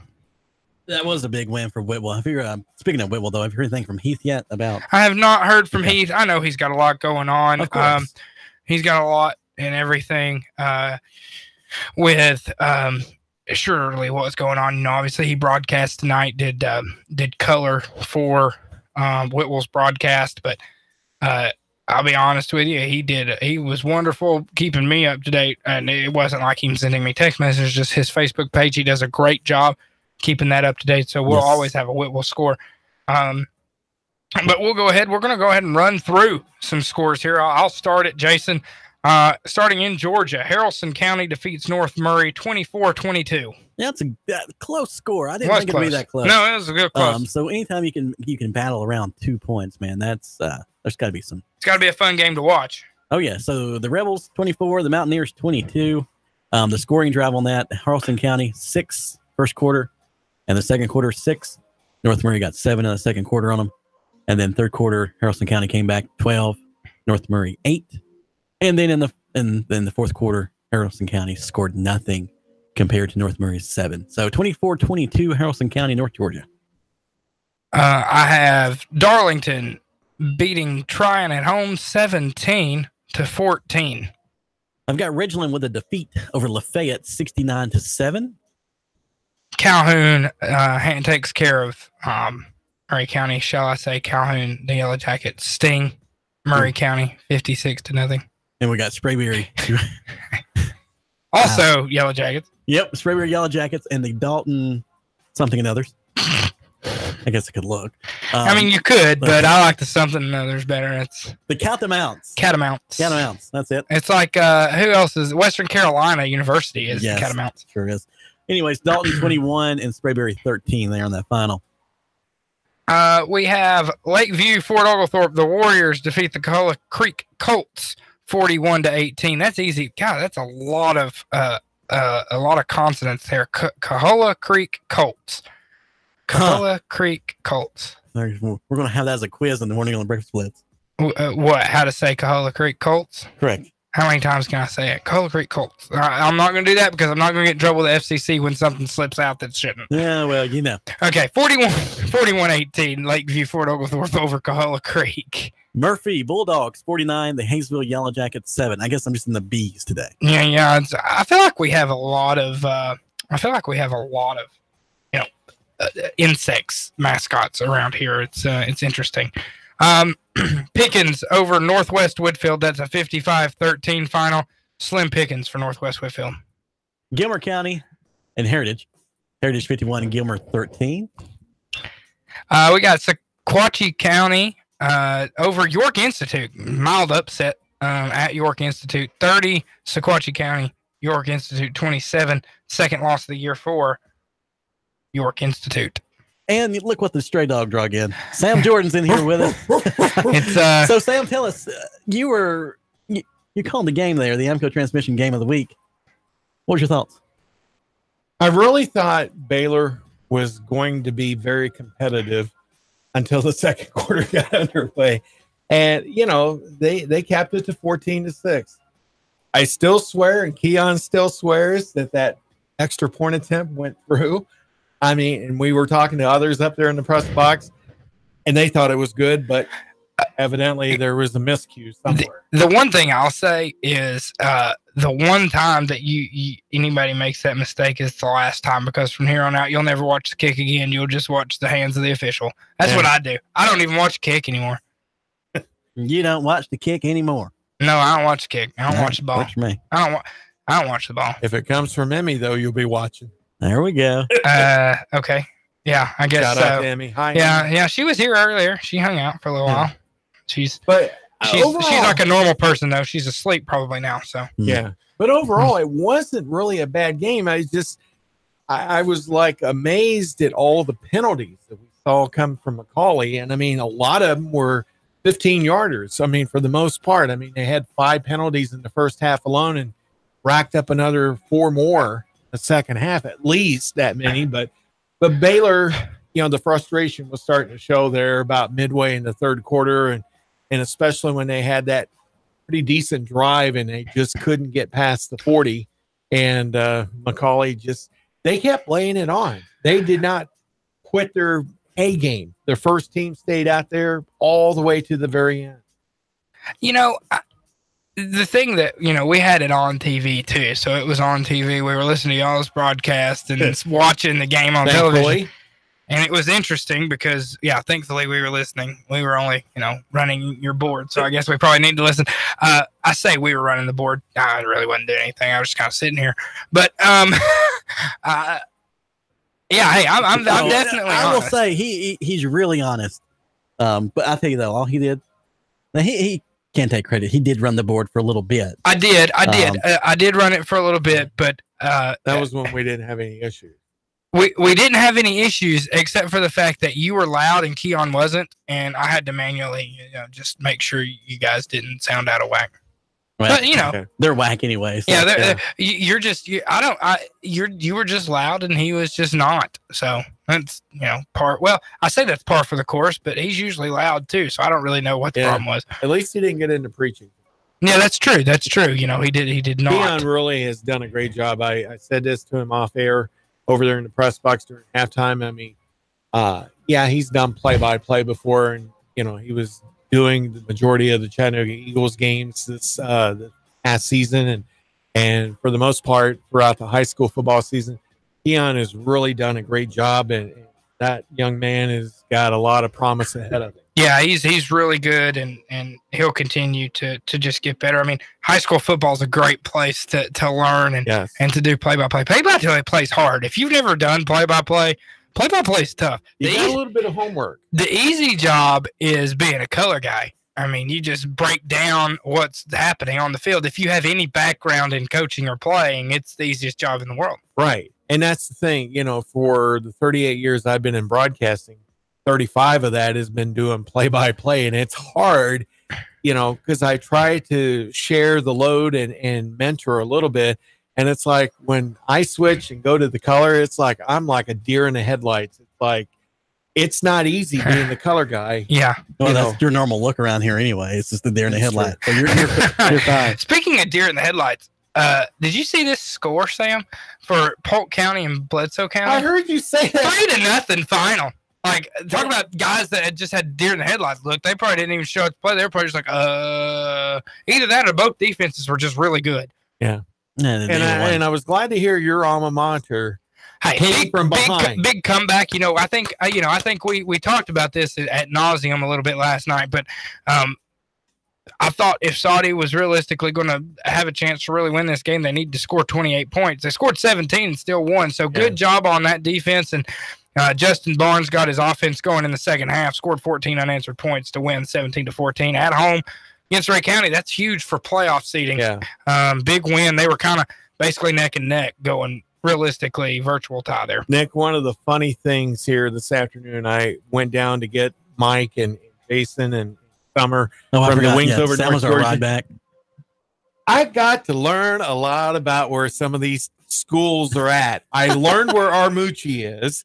Adairsville, and there was a couple other the Cahoula Creek. Yeah, Cahoula Creek. Yeah, and it's the like Colts, Cahoula Creek Colts. And it was like, okay, now I can picture Cahoula Creek. If you went out there, that's not a lot going on out there. No. But they are usually pretty competitive. They have some athletes that are usually they have some random athletes that end up going like D1. It's pretty impressive. Just athletes out there. But I learned the name of a town, Subligna. Subligna, yes. Yeah. Yes. It's got Subligna Baptist Church, and then there's a convenience store right on the corner where you have to turn to head toward Rome.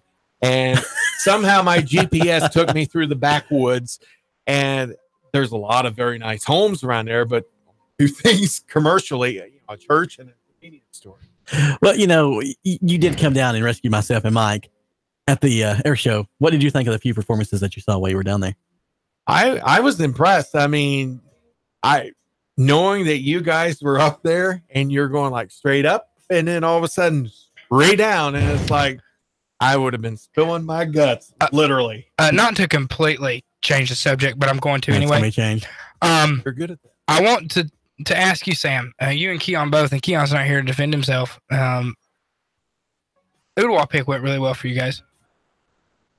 Here he goes. You don't listen to me. You act like I haven't lived here my whole life and I don't understand these schools. There was no chance in hell that Ooltewah was beating Maryville at Maryville. And not only did they not beat them, it was 42-0. Yeah. Well, you got to be a homer once in a while. Nah, I hate Ooltewah's had a great season. That's only their second loss. Whoa. I think all this is coming out from that little comment you just made. I hate Ooltewah. Okay, well, I went to Saudi, so, I mean, we hate Ooltewah. We hate... it's understandable. We hate Ooltewah. Has nothing to do with the kids. Has nothing to do with the coaching staff. It's just Ooltewah. So... yeah. I count 9, Maryville. Jason. Is that what I was counting? 9 minutes. Maryville laid it to them. That's they did, but again, it's a lot of that is a mental block, and I told Jason, and you were probably listening, but there's a quote here from Ooltewah coach Scott Chandler. It said, "We've never played in a game like this, and it showed." Makes me think that some issues happened on the sidelines the way that's said, because they were. I mean, they got blown out, and that's something that usually never happens to Ooltewah. I'll give Ooltewah credit when credit is due, and that is one of the things that they usually do well, and that's not get blown out. They're usually in a game, but that's tough. I I want to get your thoughts on this. Obviously, you didn't get to see anything of it or follow it really, but Whitwell and South Pittsburgh.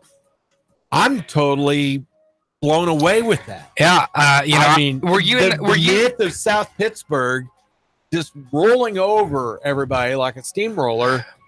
Whitwell. The Tigers. Whitwell. Here's the thing about Whitwell too, though. They've been rolling over everybody too. I know, but to see Whitwell, whatever. Wool.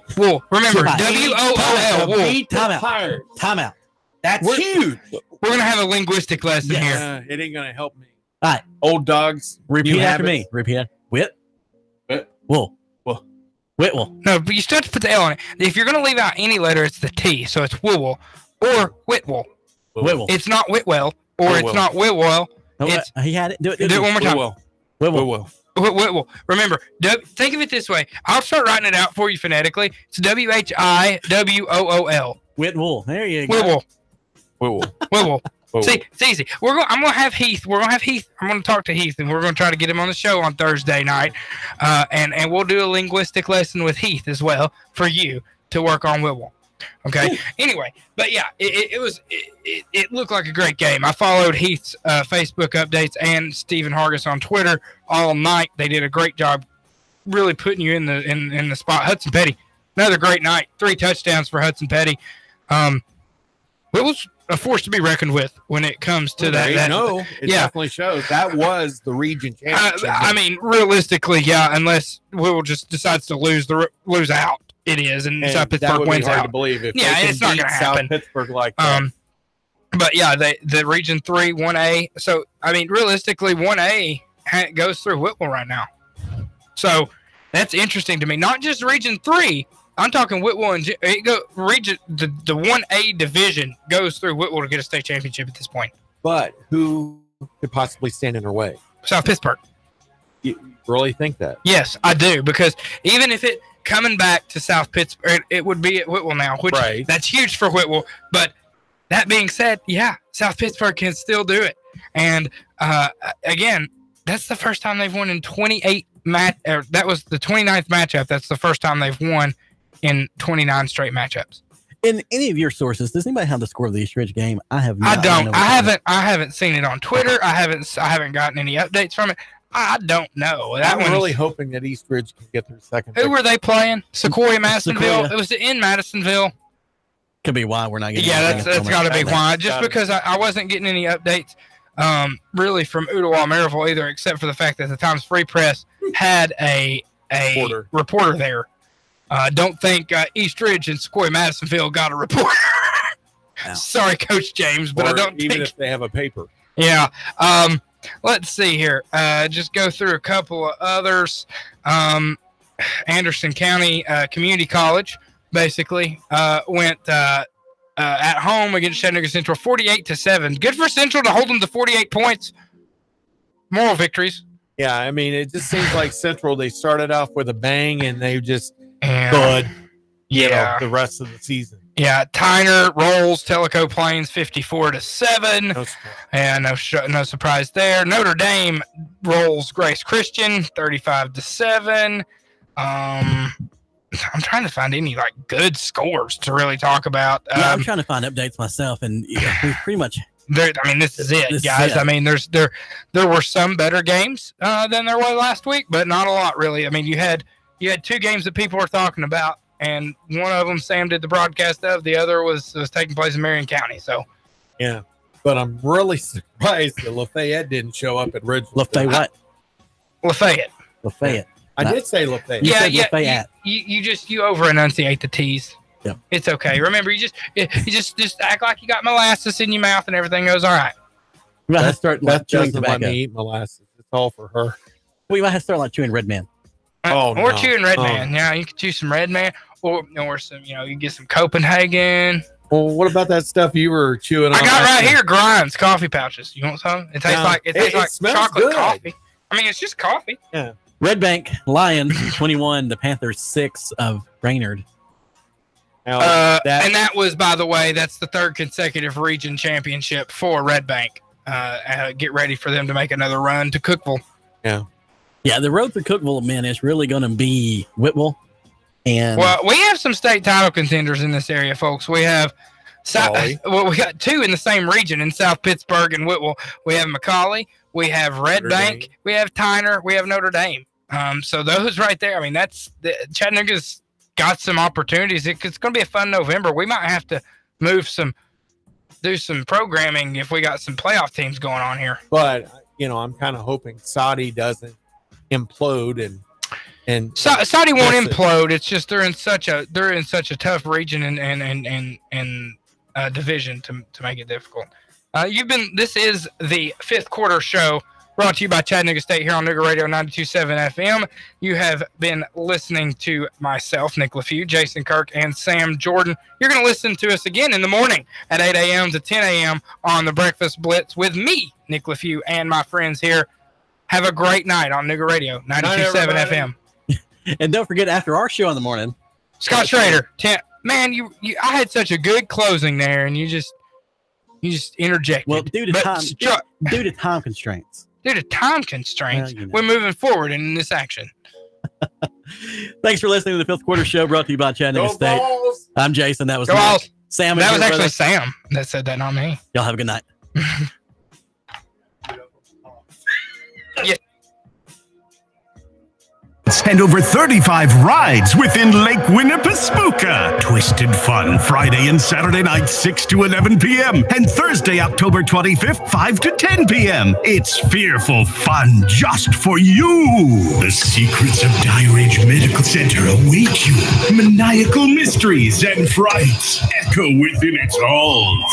Dare to enter the shed of the living dead or the crazy clown college. Brave the mortuary maze and the train of terror. The paranormal is around every corner. Check into fear and save $2 every Friday and Saturday and Thursday, October 25th with a coupon from area McDonald's. Want to know more? Visit lakewinnie.com. WPLZ HD4 Ottawa, W224AZ Chattanooga. Serving Chattanooga. Broadcasting live from the center of the universe, the Tennessee Valley's most listened to news talk station. NoogaRadio 92.7. This is CBS News on the Hour, sponsored by Progressive Insurance. I'm Allison Keys. The death toll from Hurricane Michael is up to at least 16, and there's devastation in Panama City, Florida. This man lives there. You gotta bite your tongue and your lip and everything and just carry on. CBS's Peter King describes the scene. I'm Peter King, just north of Panama City Beach. And what I'm looking at right now defies reality. Heavy-duty rail cars, heavy-duty freight cars, knocked off their wheels and onto their sides, in some cases broken apart. Off in the distance, there is a bell clanging for a railroad crossing. Highly doubtful, though, that any trains are coming. Much of the track is covered by trees and other debris. Bobby Dillon was staying at an RV park in West Texas that was overrun by floodwaters. We was asleep about 4:30. The dog woke us up and jumped on the bed, and his feet were wet. And water was coming in the camper, and we didn't have time to get no clothes or nothing. Nearly 1 million people are without power in 6 states. President Trump says he will survey the damage in the area struck by the storm next week. Disturbing news about the alleged murder of Washington Post contributor Jamal Khashoggi, who was possibly killed at the Saudi Arabia consulate in Turkey. Sabah reports, and CBS News has confirmed through a congressional source, that he used his Apple Watch to record his alleged questioning and torture by Saudis. President Trump says he'll find out what happened. I will be calling him. I will be calling at some point King Solomon. American pastor Andrew Brunson is finally on his way back to the U.S. from Turkey. CBS's Holly Williams explains. This is the day our family has been praying for, said Brunson in a statement. President Trump had pressured Turkey for his release. And then he's going to be coming to the Oval Office, most likely on Saturday. But we're very honored to have him back with us. He suffered greatly, but we're very appreciative to a lot of people. He was detained after a failed military coup in Turkey in 2016. Tens of thousands have been arrested or fired from their jobs in the crackdown that followed. There is a call for Hyundai and Kia to recall nearly 3 million vehicles in the U.S. over customer complaints that they might catch fire. The Center for Auto Safety says there have been more than 220 reports to the government about fires since 2010. The vehicles involved include the 2011 through 2014 Kia Sorento and Optima, and also the Hyundai Sonata and Santa Fe. This is CBS News. Progressive Insurance. Pick from a range of coverage options with the Name Your Price tool to find a price that works for you. Find out more at Progressive.com. eFinancial makes buying life insurance easier thanks to a mix of technology and personal service. When you call, our agents listen to learn your needs. Then utilize our cutting-edge platform to search options from leading companies. You get the right coverage at the right price thanks to our blend of advanced computer algorithms and plain old conversation. Get covered today. Call 1-866-244-5580. Or visit efinancial.com. That's efinancial.com. Indeed knows it's hard to find qualified candidates when you're hiring. It's like finding a unicorn. But when you post your job on Indeed, it's easy to find people with the skills you need. Nurse practitioner, 4+ years experience, acute care certification. Indeed has a huge pool of amazing candidates and screener tools that help you find your most qualified applicants. Whoa, an entire short list of unicorns. See why more than 3 million companies worldwide use Indeed to hire. Post your job at Indeed.com/hire. Indeed, the world's #1 job site. Source.com score total visits. Gas prices are on the rise again. AAA says the national average is $2.91 a gallon, but it's worse if you're in California. The average price at the pump is now $3.81 a gallon here in California, the highest it's been in 3 years. It's over $4 a gallon in San Francisco, where April Ramirez says she's about done with gas. Yeah, I mean, my husband's been looking into a hybrid or even an electric car. AAA spokesperson Michael Blasky blames most of the price spike on Wall Street speculators betting on how a fresh round of sanctions against Iran will affect oil prices.